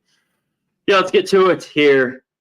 Illinois, huge win at Nebraska. I thought they played well. I was a little surprised how well they ran it. I mean, it wasn't amazing, but I thought the offensive line looked good, you know, whether they ran it or threw it. Altmaier, too. I worry about him in this spot. He had such a good game and looked, you know, was clean last week. I've seen this guy's mistakes the last couple of years, and that scares the shit out of me. On the side, I'd like to take Illinois. By the way, Illinois, too. Real quick, 8 of the last 9 in conference on the road they've covered. I mean, last year on the road, covering machine, and that's where I'd be. And I might have a smaller bet here on this 18. Penn State, like this could be, obviously it's going to be rocking. It's going to be, you know, whatever, 95,000 they have there. And there's a possibility, turnovers, this could turn into a little bit of a blowout. But I like the flip side of this. I'm on the total here because these defenses, both teams are going to run the rock here. And Illinois, I've been a little surprised. You know, I mean, they played Kansas, Central Michigan, Nebraska, but I'll take that. 15 in the country. Penn State, 21st. Gave up some points to Bowling Green, but Bowling Green, as we find out, not the worst team out there, covered again last week for me against Texas A&M. So, but Penn State last year, you know, at a top 5, top 3 defense. So I'll take it. Right here, under. And I got tons more. 5 of 6 under as a dog versus a top 10 team under. There's just under stats all the way here. People are going to love the over under here. Give me a 48 if you can. I love it. Wow. Beautiful. So Connor Mac picks and Wine Time, they're aligned right here on the under in this game. Illinois, Penn State. Now, I mean, I have to bet that immediately, it seems like. So under in this game for Connor Mac picks. That's beautiful. All right. So now I've got my shit together a little bit here of now I know what games you guys are on.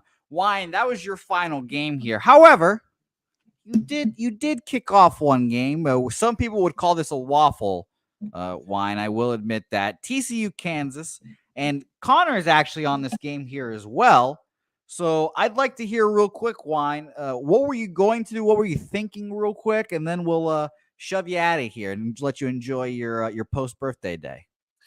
Yeah, my thing that I was a little worried about is that I did give this play out already on Twitter. This is one of the plays I didn't really want to talk about too much because I don't really like where the market's going in this spot for me. See, everyone's pounding Kansas right now, which I am. I'm on the Kansas side in this one, guys. I think this offense is going to get going here in this game. They've got the playmakers on the offensive side of the football. You talk about Jalen Daniels. You talk about the quarterback, Devin Neal. They got those senior wide receivers. They got that really good wide receiver. I'm blanking on his name right now, but he's going to be an NFL type of guy. We look at TCU coming off just a blowout loss to SMU. SMU, we were high on going into the season. Last couple of weeks, I haven't been super high on them. Surprised to see them put up that many points against them. And we look at Kansas coming off a loss to West Virginia in a game where I was on West Virginia in this spot. Another game where the market kind of scared me the day of. I bet it 6 days before, and I kind of was leaning towards the Kansas side. We get the rain delay. West Virginia ends up coming out in that fourth quarter and wins the game, gets us the money line win. That being said, Kansas coming off some really big disappointing losses here the last couple of weeks, man. I mean, you talk about losing to West Virginia by 4, UNLV by 3, Illinois by 6. All three of those teams have been playing really good football. We look at UNLV. I mean, their quarterback comes over from Holy Cross, plays 3 games and wants to be a 6-figure guy and leaves right away. So, but we know how good that UNLV program has been so far this season, especially that offense. I think Kansas is going to get off here on TCU. I think if that quarterback Jennings over in SMU could get off on these guys, why can't Jalen Daniels? This kid's ultra talented. He had some NFL hype going into this season. I'm not sure where it is right now, but I expect him to only play better as the season goes on. He's got one of the better running backs in the nation in Devin Neal, man. This kid can run the rock at a very efficient rate. He's not afraid to get tackled. He's not afraid to get 20 to 25 carries a game. With that being said, I'm on Kansas in this spot. I've got a little bit of a lean to the under in this spot too. I see the totals dropping a little bit. I didn't bet the under, but an official play for me is on Kansas money line -125. The thing that worries me about this, guys, is I look at the market. Some people say I look at it a little bit too much. Looking at the spread right here, 75% of the bets, only 36% of the money on Kansas. You look at the money line at -127, 91% of bets, 98% of money. It's not going to scare me, though. I'm going to stay on this Kansas side, and I just think they're the better team. And them being at home here, they need this Big 12 win. They need this game big time here. So give me Kansas on the money line -125. Okay. Connor, your rebuttal here? What side are you on? Yeah, I think it's just a little bit too. Kansas has just been awful to start the year. They've been awful in the last few years. TCU's really owned their ass. I think that's what's holding this up in this one. Both these teams, though, pathetic here. Okay, I know 2-2, 1-3, but they're 0-4 ATS. TCU's 0-5 ATS. So battle of the losers in this one. And last week was really rough. This is where they will, I think, just run rampant. They had 247 yards on the ground at Kansas versus West Virginia, and they had kicked their ass. It was 28-17 with 6 minutes left, and they score a touchdown. They go quick 3 and out and lose it. They give up 15 points, lose 32-28 in the blink of an eye, and they fumble it to end the game. Just awful, awful. One thing why Kansas and why I like them here is I think it's a do-or-die spot, with them. Here at home, if they win here, then I'll take this loss. Because I haven't wanted to touch them all year. I've already faded them twice. The UNLV game. Yeah, and Illinois. Those 2 games. Faded them, and I didn't want to touch them last week. I wanted nothing to do with that game. But I'm going to take a shot with them here just because I think they move the ball on this porous, pathetic TCU defense. Whether you look at every category is awful, 112th overall. They should be able to do what they want here in this game. Now, TCU, Cap's right. Hoover, this kid just throws it around the yard. I tell about this guy, but he'll have a couple picks. Turnovers is his problem. I mean, he'll have 350, couple TDs, but a couple picks. I mean, he just runs around like the backyard, chucking it. And TCU will be able to score in this game, but they just don't have the defense, I think, to hang. And that's the one thing I love here. Kansas, take care of the ball. You have the better defense. You're at home. A huge game. You desperate win for 3 straight L's. Give me Kansas. I'll lay the 2 here. Love it. All right. Both of you guys again on the same side here. It's beautiful. This is beautiful here. Simpatico. This is great time. Wine time. I appreciate you for joining me here on these Wednesdays. I hope you enjoyed your birthday yesterday, my guy. Please tell the people where they can find you here. Yeah, shout out to you, Jose. Thanks for having me as always, man. It's been a blast doing these shows with you on Wednesday and the shows with Jimmy on Friday, man. Always love. This is part of my favorite time of the week, man, talking college football with you guys. Get my guy C-Mac on screen too. He's one of my favorite people to talk fucking any sports with. So always a blessing, especially to see us align on the 2 games we talked about in this spot. Makes me a lot more confident in both spots. So yeah, guys, give me a follow on X, Wine Time Sportsman. I drop all my plays usually Monday night for the Saturdays games. I like to get my plays in early. I always add plays throughout the week. It's just my first 6 to 8 plays of the week I usually post on Monday because I want to beat the line movement. Most of the time I do. Sometimes I don't, though. I've beaten a couple of them, and I've also lost a couple of them. So, but yeah, shout out to you for having me, Jose. Shout out to everyone in the chat, man. Everyone's showing out here on a Wednesday, man. Beautiful Wednesday here. We got college football coming up this weekend. Last week of MLB, and then we got playoffs. Got NBA coming up in a month, man. Hockey coming up, man. These shows are going to be jam-packed here in the next month or so, guys. So get ready for it. But yeah, cheers, guys. Have a good week. Good luck on all your action. Beautiful. Wine Time Sports. Wine Time Sports. Great guy. And shout out to him. Connor, I'm excited. We've talked about how close are you to turning 30? What are you? 25 yet? 26? I am 27 as of this month. God damn. I think you're 24 like every year.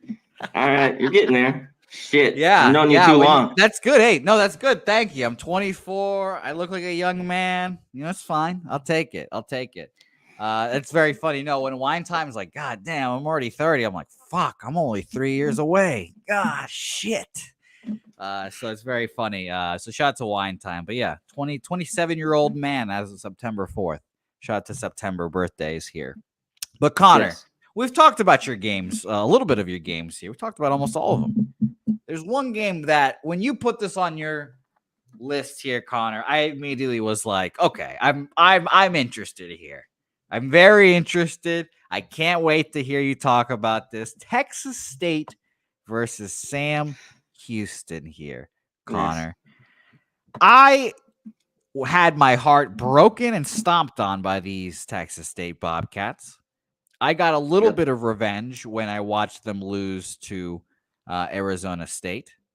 It was very funny. I got a good laugh out of that. I also got a bunch of shit, Connor, for saying that Sam Marcus could get as loud as Lubbock, Texas. So maybe I love me some Texas State. Yeah, that was wrong. Who knows? You're dead wrong. Hey, you're wrong. It's the biggest game of their career campus, whatever the fuck. Maybe they could have got there, but I don't know. Whatever. The point is that they've had a hell of a football season so far. And now, Connor, 8.5-point favorites on the road. I don't know. I'm very interested to see if you're going to bet on them to come back down to life here. Let's talk about the markets in this game. Totals first. Let's go to Sam Houston, you sons of bitches. Wow.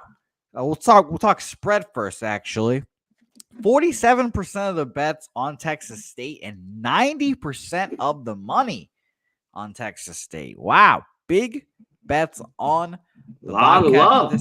Yeah. Surprise there. Sam Houston not getting the love there. Odds for the total, 55% of the bets and 85% of the money on the under. A little surprising there to me here. This side opened up at, and I'm going to scroll through all the Texas teams now. This is one annoying thing about having all these Texas teams. This opened up at an 8, has gone to an 8.5 here. So it's a good sign for Texas State backers here. And for the total, where we see all that money on the under here, we have a 56.5. It is still 56.5 minus 110 each way. No movement at all on that total. Again, 55% of the bets and 85% of the money on the under on that total. Very interesting. Connor Mack, take it away. Let us know what you got. Yeah, I like this under in this game. And I don't think it really moves. So I'm going to wait. This is what we were doing here on Wednesday. There's a couple of games. As obviously already went over the couple that I really liked that I had to keep going back to. And again and again and again. You talk about all the money. And I wanted this really to move a little bit to a 10 because I wanted to wait here and get on Sam Houston. I don't buy this Texas State team that much. We'll get Jose. You know what the game I really wanted is your UTSA, a team I don't want to back, but this week I don't really trust that East Carolina team. I know it's only 4. That's one that I think could be a toss-up. That's funny. That's funny. When I saw it was only 4, I was like, wow. I'm like, Jesus. I thought ECU was going to smack the shit out of us. But okay, good. I'm glad to hear that. The team can't finish. They can't win. They can't cover ECU. So they have a little bit of problems, even though they're at home. You got to look at these teams. We're looking at these numbers, it spreads. They cover, and we're not just talking about winning football games. And Texas State's had this log break, which I don't like. They've since the game, what was that Thursday night on the 12th against Arizona State, and they look pretty good. I don't know. Last week we talked about it. My problem in that one game and that loss was there's just field goals in that game. The game would have flew over. Both teams moved the ball in that Arizona State Texas Tech game, and we saw though at Texas Tech, I had them as well. They won pretty easy there in that one. But Sam Houston, I'd love to see. They haven't played really anybody here to start out, but they've gotten some solid wins. And when they went on the road, they got thrashed, at Central Florida. I mean, it was a beatdown pretty quick. But this is where I want them at home. I really don't want to take them on the road. So I love them here as dogs. Texas State struggled at home against Lamar. The nice beatdown at UTSA, which new quarterback, bunch of new guys there early, Jose. And then the tough loss with some turnovers. You're telling me this Texas State team's gone on the road consistently? And we got a new quarterback in McLeod than last year, but this team never goes on the road and wins and covers. They did beat Rice at the end of last year and cover that game, but I don't buy it. And I don't know how much I've talked about in the past. Is this Texas State defense really good? Now, Sam Houston's just going to need to run it here. Watson at quarterback, he's not a guy that's going to sling it around. They're going to need to run it. One other strength of Sam Houston is Texas State, of course, wants to throw it with McLeod, and they've been well. But this has been the strength of Sam Houston, of course, who they played through 4 games, but they've only given up 180 passing yards. A little bit more on the ground, 140, but the defense has been good. Now that's playing Hawaii, New Mexico State, UCF, to start the year. But I love them here as dogs. As I like this under. I might get on that later. And I'm coming out here on a Wednesday. I thought I could maybe get a 9, whatever. Love it. Money, pour in Texas State. Give me the other side. Give me Sam Houston, 8.5. Okay, well, that's great. Sam Houston for Connor. I thought you were going to roll with the under there. I like it. I was looking at it a ton, and I love it. I still have 56.5, so we're good. And I don't think it goes down. So I'm fine with it. Okay. I'm moving. Well, Sam Houston plus 8.5, minus 110. Connor, unless you can beat that, let me know. But that's a beautiful line there, and I'm rooting for you, Connor. I'm rooting for you heavily here. I would like to see Texas State suffer and lose, admittedly. So no action for me here officially here. Connor, let's recap your plays. It feels like we just had you on and now we're already done. See, that's how fun it is and how quickly it can go when you're having fun here. Connor, please recap your plays for the people. Yeah, Illinois, Penn State, under 48 in that game. Kansas, -2. Lay it, do or die spot here. Better team, better defense. Just take care of the ball. TCU can move it, but that defense is awful. This is now or never right now for Kansas to win big at home and that small line and cover. And lastly, Dog here. Sam Houston, all Texas State. Love. Jose, this team's loaded, right? Texas State? When's the last time Texas State was loaded? Never. This is all it. right. All right. Okay. That was a perfect answer. Plus 8.5. And I look at that under. I agree with it. I just haven't bet it yet, so I don't want to give anything out that I haven't bet. So that's it, my man. All right. Well, beautiful, Connor. I appreciate you coming on these Wednesdays. I've been capping with you for a while now. It seems like guys, how long has it been now, Connor? Like 3 years?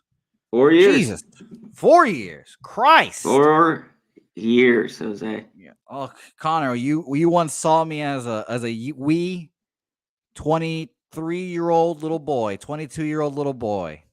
Yeah, now I'm a 27-year-old man. Look at us now. I don't know if you've changed much, though. You still are. That is probably true. That is probably true. The only You're thing finally that's getting facial hair. That's progress. Takes a while, but it's coming in. Take me a long time. It's still gonna take me a while. But Connor, thank you for joining me here. Appreciate you hitting. By the way, books. Go check out Hitting the Books via Babano. Just give us a like on the videos. Give us a sub if you can. That's it.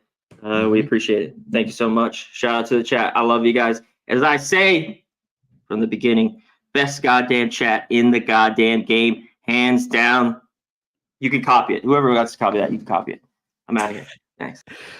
Beautiful. Connor Mack, great job as always. I love having Connor on to talk anything. He can cap darts. He could cap a little tennis, some bowling, and whatever you need, Connor Mack has got you here. So shout out to you, Connor Mack. Thank you for joining us here. Sabino Anguano, nice to see you, Sabino. Don't worry, Sabino. Jimmy is okay. I do Wednesdays now for him. Came down with a little stomach bug, so he didn't do Bankroll Blitz yesterday, but Bankroll Blitz moved to tonight with Birdie co-hosting this week. So I'm very excited to see Birdie co-hosting Bankroll Blitz with Jimmy today. Jimmy might look like he's lost 5 or 6 pounds, but maybe that's a good thing. Who knows? Stomach bugs, maybe they're good for all of us sometimes. So thank you, Sabino, for asking about Jimmy, and thank you for watching my guy. And again, if you guys have not already, go subscribe to Hitting the Books with Connor Mack, Bobano, the whole thing. They do a great job. Do the same show you guys have seen here. So shout out to them, and Wine Time, just subscribe, and you guys should do the same. All right. One last quick reminder for you, gentlemen, before we get into WNBA with our guy Getting Bills, Billy Brisbane here. We'll talk 2 WNBA games, very big playoff games, obviously. Phoenix Mercury and Indiana, the Sun on that one. But we'll talk, again, the lovely Bet Online Poker Tournament. Join us tonight, Bet Online. PSR ticket is that promo code. It's a free roll, so you don't even need to deposit on our friends at Bet Online yet. Join us, see if you like the platform, and join us in this poker tournament. All you have to do is promo code PSR ticket, and you have a chance at glory. I sent the link in there as well, so you guys can see, just in case, if you guys don't know how to get in there, you guys have until tomorrow, like Kelly's saying. Check out that link. And I don't know why I'm saying tonight. Sorry, Kelly, if I'm saying tonight. Check out the link. It's going to be a lot of fun. Join us tomorrow night. I don't know why, again. I think I said tonight there a couple times. But join us tomorrow night for PSR Poker Tournament night there. Saturated, by the way. The aforementioned came away with one of the top 5 tickets last time. So good time there. Can't wait to see how that goes. Let's roll on to the dub, the WNBA. By the way, again, the only league where 2 partners, 2 people that are dating each other, I guess is what I'm trying to say, can play against each other in a playoff series. And I wonder what going home is like on those nights. And I think tonight is one of those nights. So let's talk about it with the one, the only, Getting Bills, Billy Brisbane, working his ass off. One Billy Brisbane is. MMA, WNBA, he is grinding right now, Billy. Yeah, a little bit lackluster Day to Eye Contender Series last night. I had to call it a helping hand. Shouts to Fitz Magic MMA. Kid almost hit 4 fucking K, bro, last night off of round 2, 3-leg parlay, and the minus 900 dude ended up getting smoked in the first round, but he ended up hedging out perfectly because the 2 method of victories that he needed was the favorite submission or decision plus 260 or the dog, and he ended up making $700. So it was a good little live stream. That was coming off the Ray Davis little fourth quarter touchdown. Yeah, I saw that. It's been a good stream. It's been a good week here at Pub Sports Radio. Birdie cashed his Carolina Panthers ticket, highest scoring team. So it's been a crazy week. I feel like he bet them the highest scoring team as well. It was whatever that ticket was. It was the low. It was the low. Okay, he bet lowest scoring. I was like, oh my god! No, it was the high. I thought Birdie bet Panthers to be highest scoring team in week 3. Oh, did he? Okay, cool. Because I remember him betting the lowest in week 2. I didn't remember that he'd bet highest in week 3. What a sicko that Birdie is. What a fucking sicko that guy is. Shout out to Birdie again. Catch him tonight on Bankroll Blitz. A fucking great NFL capper. Wow, that's incredible there. Let's talk about the dub, Billy. This is the game that all eyeballs are going to be on. Connecticut Sun, Indiana Fever, and you, Billy Brisbane, said throughout the whole year, you can bet the Indiana Fever to win the title, but they ain't going to do jack shit when it gets there. And they have not. This is admittedly 3-game series, obviously, short turnaround, blah, blah, blah. But the Connecticut Sun just seem like they are flat better, Billy, just flat better than this team. And I would be shocked, honestly, if the Indiana Fever somehow found a way to win this game. Now, 6.5 covering, I could lean that direction for sure. Do or die game, all that good stuff. But if they won this game outright, Billy, I would be shocked. And I'd love to hear your opinion on this game. My bad. I'm just screenshotting the market so we can talk about market analysis before the game and thoughts and opinions. And, all opinions are subjective, but market analysis is actual real facts. But I will say, though, I didn't expect this much amount of money to come in on the Fever. 75% of the bets, 50% of the tickets on the Fever here for this game. And more importantly, the total 50-50 for the public, but 96% of the money's coming in on the over. And that's kind of where we're heading towards in this game is the total. Both teams on tonight's slate are kind of in a similar spot, facing elimination. For people that don't know, WNBA, best out of 3, not like the NBA where it's best out of 7. So the Fever game 1 was just not a good look. Clark struggled in her playoff debut. It looks like the minutes from the NCAA tournament and the WNBA season are kind of just adding up. A lot of people don't remember, like, the NCAA tournament and the WNBA start of the regular season is like a month apart from each other. So I can't imagine how many minutes she's probably played this year. Mitchell led the team in points, though, with 21 points, 5 rebounds, 3 assists, and she didn't even really shoot the ball that well. She shot 2 for 10 from the 3-point line. The one bright side was 4 different Fever players were able to score at least 11 points. And with this being an elimination game, I kind of expect the Fever to try to get out in transition to get easier shots. Their playoff lives are on the line here, and they definitely need a game bridge.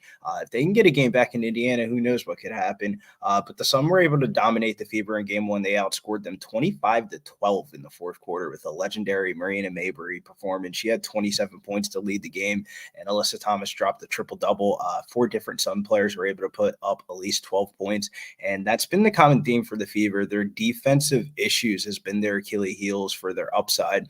I expect their offense to bounce back tonight, but with this being an elimination game, I expect them to do everything in their effort to try to get out in transition. The Fever were able to win their last regular season matchup versus Connecticut on August the 28th, and they looked more like one of the better teams in the WNBA in the second half of the season, and it was the first time that the Fever scored below 70 points since the Olympic All-Star break. So if the pace of play goes up, I think this game should go up and over the total, 163.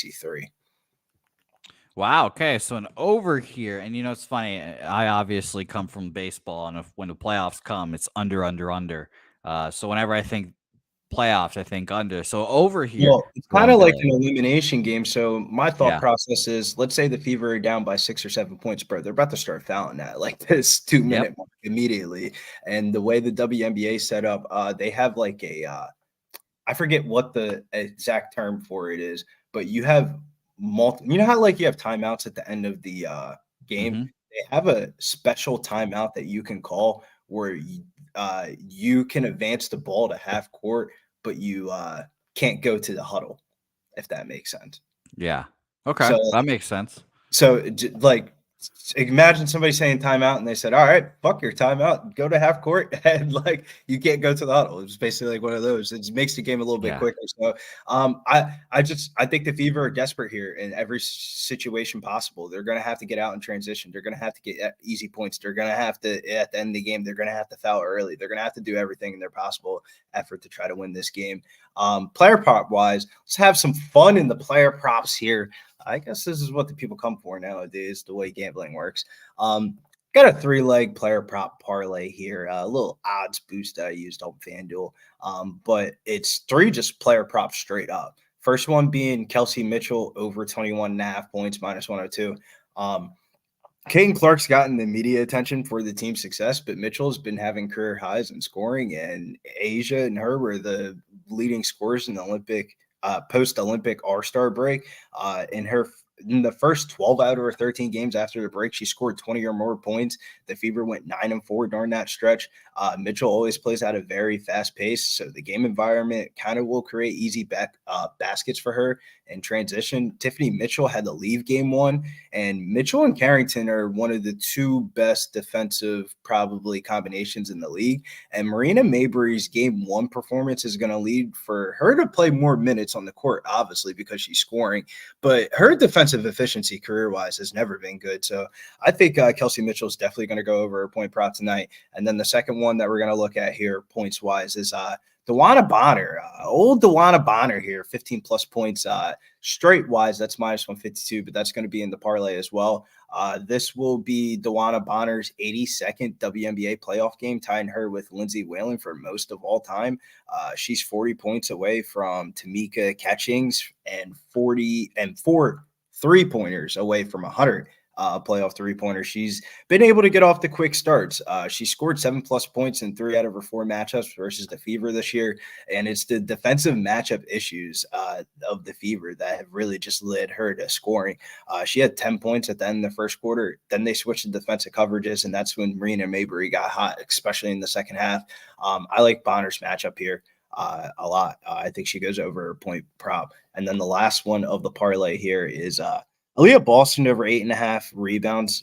That straight is minus 132. Her primary matchup is going to be against Brianna Jones, which is kind of lead her closer towards the rim. She did what she could versus the Sun, but it wasn't enough to overcome the deficit. I mean, she had 17 points and 11 rebounds. In an elimination game, the South Carolina former champion, she's going to leave it all out on the line. As she continues to stay out of foul trouble, I like the matchup for her a lot tonight. Aaliyah Boston over 8.5 rebounds. Those 3 together, I got to pull up the odds. It was plus 567. So Mitchell over 20.5 points, DeWanna Bonner 15+ points, and Aaliyah Boston over 8.5 rebounds was plus 567. And other play was the over in this game. I think this game goes up and over the total. All right. Well, beautiful. Rob Free, you got your answers about that prop. He's in the parlay. And I'll tell you, I do like DeWanna Bonner props there as well. That makes a whole lot of sense to me, Billy. This is something we've chased before. Someone chasing history. They put up buckets. I like that. And it's D Bonner. I mean, I feel like this is one of the most interesting dichotomies ever in like a playoff series. You have Dejanay Carrington, who are in a relationship together, and they're going home probably cuddling in the same bed and leaving the same house playing in the same playoff game. You have Alyssa Thomas and DeWanna Bonner, who are in the same relationship on the same team. I can't imagine they're probably telling Dejanay, can we get some secrets out of you, girl? And then you also have Lexi Hall and Dejanay Carrington, who both played at Stanford together for 4 years. So there's a lot of familiarity. Yeah, there's a lot of familiarity between these two. And Marina Mabry fucking hates Caitlin Clark because everything that she ever wanted to be in life is what Caitlin Clark has. So it's kind of sad to see. All right, well, this is going to be a fun series. I'll be watching this game because, obviously Caitlin Clark is the talk of the town, and we all know how that goes. So that's very funny. All right, let's go to our next game here. Phoenix Mercury, Minnesota Lynx. We all know that Billy Briz is a Mercury guy, but the Mercury have not had a good time in this one. I mean, it's funny. Tarasi basically retired herself at the end of the regular season, and yet they still had this playoff game or these playoff games.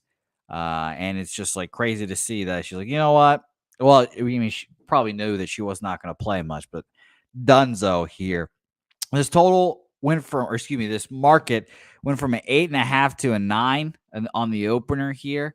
And for the total here, we have, let's see here, full game. I've got to do the old refresh real quick here while I do that. And by the way, shout out to Mastinate for making the good money on the Contender series there. And yeah, it isn't interesting, Kelly. Like, I can't imagine like you're dating one of your opponents on the other side. It's crazy stuff there. I can't imagine. Excuse me. I said super awkward, like super awkward. It would be like if Jason Tatum and it would be like if Jason Tatum and Jaylen Brown were in a relationship, and on the other side, fucking Tatum's fucking Derek White's dating fucking Tyrese Maxey. We'd be like, what the fuck? Yeah, no, and that, I'll admit it. I think it makes the league a little more interesting to me. I think that stuff's very fascinating as well.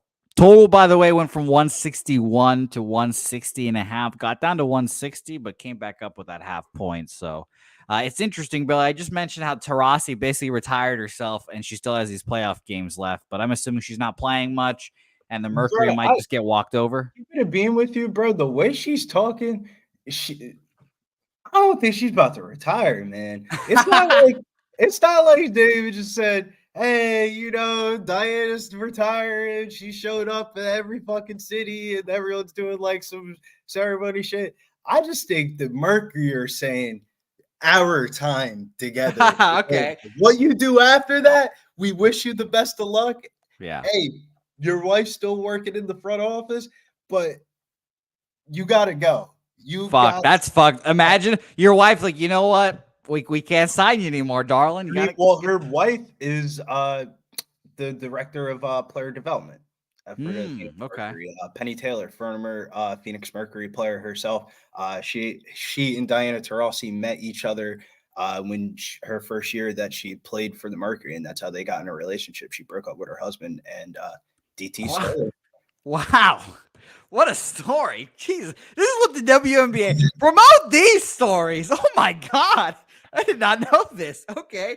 All right, Billy, continue. Jesus. The craziest part was, I would say narrative story-wise, was Napisha Collier's comments after the game. Granted, it was with good intentions, like in a competition way, but very hurtful. She said, I'm trying to retire Diana Taurasi out here. And I don't blame her, man. I mean, the Mercury had every fucking opportunity to steal game one in this 3-game series, and a great effort. They played great with 3 out of 4 quarters. The Mercury shot 50% from the field, 51 from the 3-point line, and an all-time performance from Natasha Cloud. She had her season high, 33 points, 10 assists, 6 rebounds, shot 61 from field goal range, 50% from the 3-point line. Diana Taurasi was right behind her in a vintage performance. She had 5 3-pointers, and she finished the game with 21 points. The two combined for 54 points. Unfortunately, Brittany Griner didn't contribute shit. She shot 3 for 10, and this series is not a good matchup for her.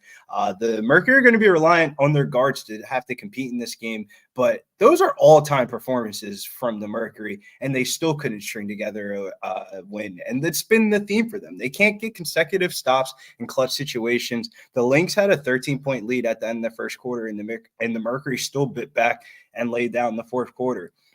I feel like the biggest takeaway was the Lynx ability to attack the rim off of like a couple pass rotations. They shot 24 from 25 from the free throw line. The Mercury's inability to cover rotations. I mean, the Mercury allowed the Lynx to shoot 42% from the 3-point line and 30 assists in a game. I just don't think we're going to see the same offensive performance from the Mercury. And I don't see, if they don't have the same offensive performance, I don't see how they compete in this game. It was the first time Minnesota allowed a team to score 95 or more points this whole entire season, and the Mercury still lost. I bet the Mercury team total under 76.5 at -125. All right. I like that bet. Billy, I'll quickly ask you as we move away from this game. We obviously have some second round matchups already locked up. Aces, Liberty going up against each other again. I'm sure you're excited about that. Gun to head right now, if you had to pick A champion? Yeah, for the WNBA, yeah. This is dumb shit. I did a future bet on the Phoenix Mercury to win the championship earlier this season. Was that Homer Billy coming out with Taurasi? Yeah. So in reality, I think if you're looking at the future odds to win the chip, I would say the Lynx are the best team in the WNBA, in my opinion, that nobody's talking about. It's just like, does it markedly make sense for them to win a championship? I mean, we kind of saw what happened to the fucking Minnesota Timberwolves. Everybody and their mom got on the Timberwolves, and then they just went boom, boom, and like the market kind of cashed. But looking at the futures market, you have the New York Liberty at +140. I would say that would be the pick of the group. The Aces at +240 isn't really that good of value. The Lynx at +270. I mean, I think the Lynx are the deepest team in the WNBA. They're deep. Their bench is so deep. The team is very balanced. Napisha Collier is probably top 3 WNBA players, maybe right behind Asia Wilson at 2. And then I would say the Connecticut Sun, I wish I could bet them at +700. It looks like value, but two things. A, they play at the fucking Mohegan Sun, which is one of the biggest sports books, FanDuel sports books in fucking the East Coast. Like, I would like a quick little tangent story. When I would like stay out there for like the months and weeks and shit that I did at that sports book, I would be so interested of like, why are there so many people in the sports book gambling, but nobody's going to like the WNBA game that's like fucking 5 minutes away? Nobody goes to the WNBA games. I'm telling you, just sit and gamble and watch. Okay. Like, what? I mean, I get it. Like, what? Yeah, there's no TVs. Like, if you're gonna gamble, you're gonna sit there and watch everything. There's no TVs. Yes. The one time I was out there, I met Danny Amendola. It was Danny Amendola Day, and he rented out the middle section. Tell me how cocky this is. Rented out the middle section of the sports book. I don't even think Bailey Zappi was the starting quarterback, and they put the New England Patriots game on like the big main screen TV, and it's like him and a bunch of his like homies, and they have just a bunch of bottles, and they're like walking back and forth like gambling and shit. It was just like, what? And then I thought he was a douchebag, but then at halftime it was Danny Amendola pitcher time, and he took a picture with everybody in the whole entire sports book. That shit was lit. Wow. It was like everybody lined up got a picture of Danny Amendola. So I'm like,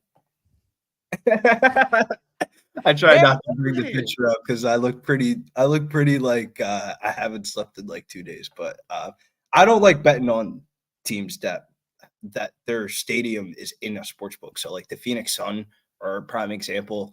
They're like, you could basically see FanDuel Sportsbook from the fucking stadium. Like, it's ridiculous. It's way too close. I would never bet a future on the Phoenix Suns. That's very funny. I'll tell you, the baseball version of that, Chicago Cubs. Chicago Cubs have a sports book. I think it's FanDuel, like in their stadium now as well. So that's very interesting. So I'll keep that note in my head now, because the Cubs are supposed to be really good this year. Disappointed everyone. So bro, that's how they be scamming, bro. Think about it, though. Like, It makes sense. If everybody, who the fuck would walk into a fucking game and you're a gambler and they had a kiosk right? If they had a kiosk as soon as you got out of your car in the parking lot, damn, you got me. I would bet the fucking game too. Like, yeah, I mean, they're probably, you're going to assume that the people there are going to bet on the team there. You know, like, and that's So, I get and that's how markets get scammed. Sometimes, like I tweeted out earlier, it's like sports bettors. I mean, we like to bet on certain things, but we just really in reality taking what like the market is telling us to take. Like, yeah, no, well, I guess market analysis is going to help me on my 50-50 raffles, Billy. That's my next frontier. When I start winning 50-50 raffles, I'll feel like a good gambler then. That's when I want to get into that stage where I can grind out the bingo fest. I heard they'd be people be making some bread off the bingos, but they'd be looking at me like, God damn, this is his fourth blunt. like this guy's 40 years younger than all of us. What the hell is he doing here? So we're getting those days. Billy, I appreciate you joining me on these WNBA Wednesdays here. I'm excited to keep seeing how the playoffs progress.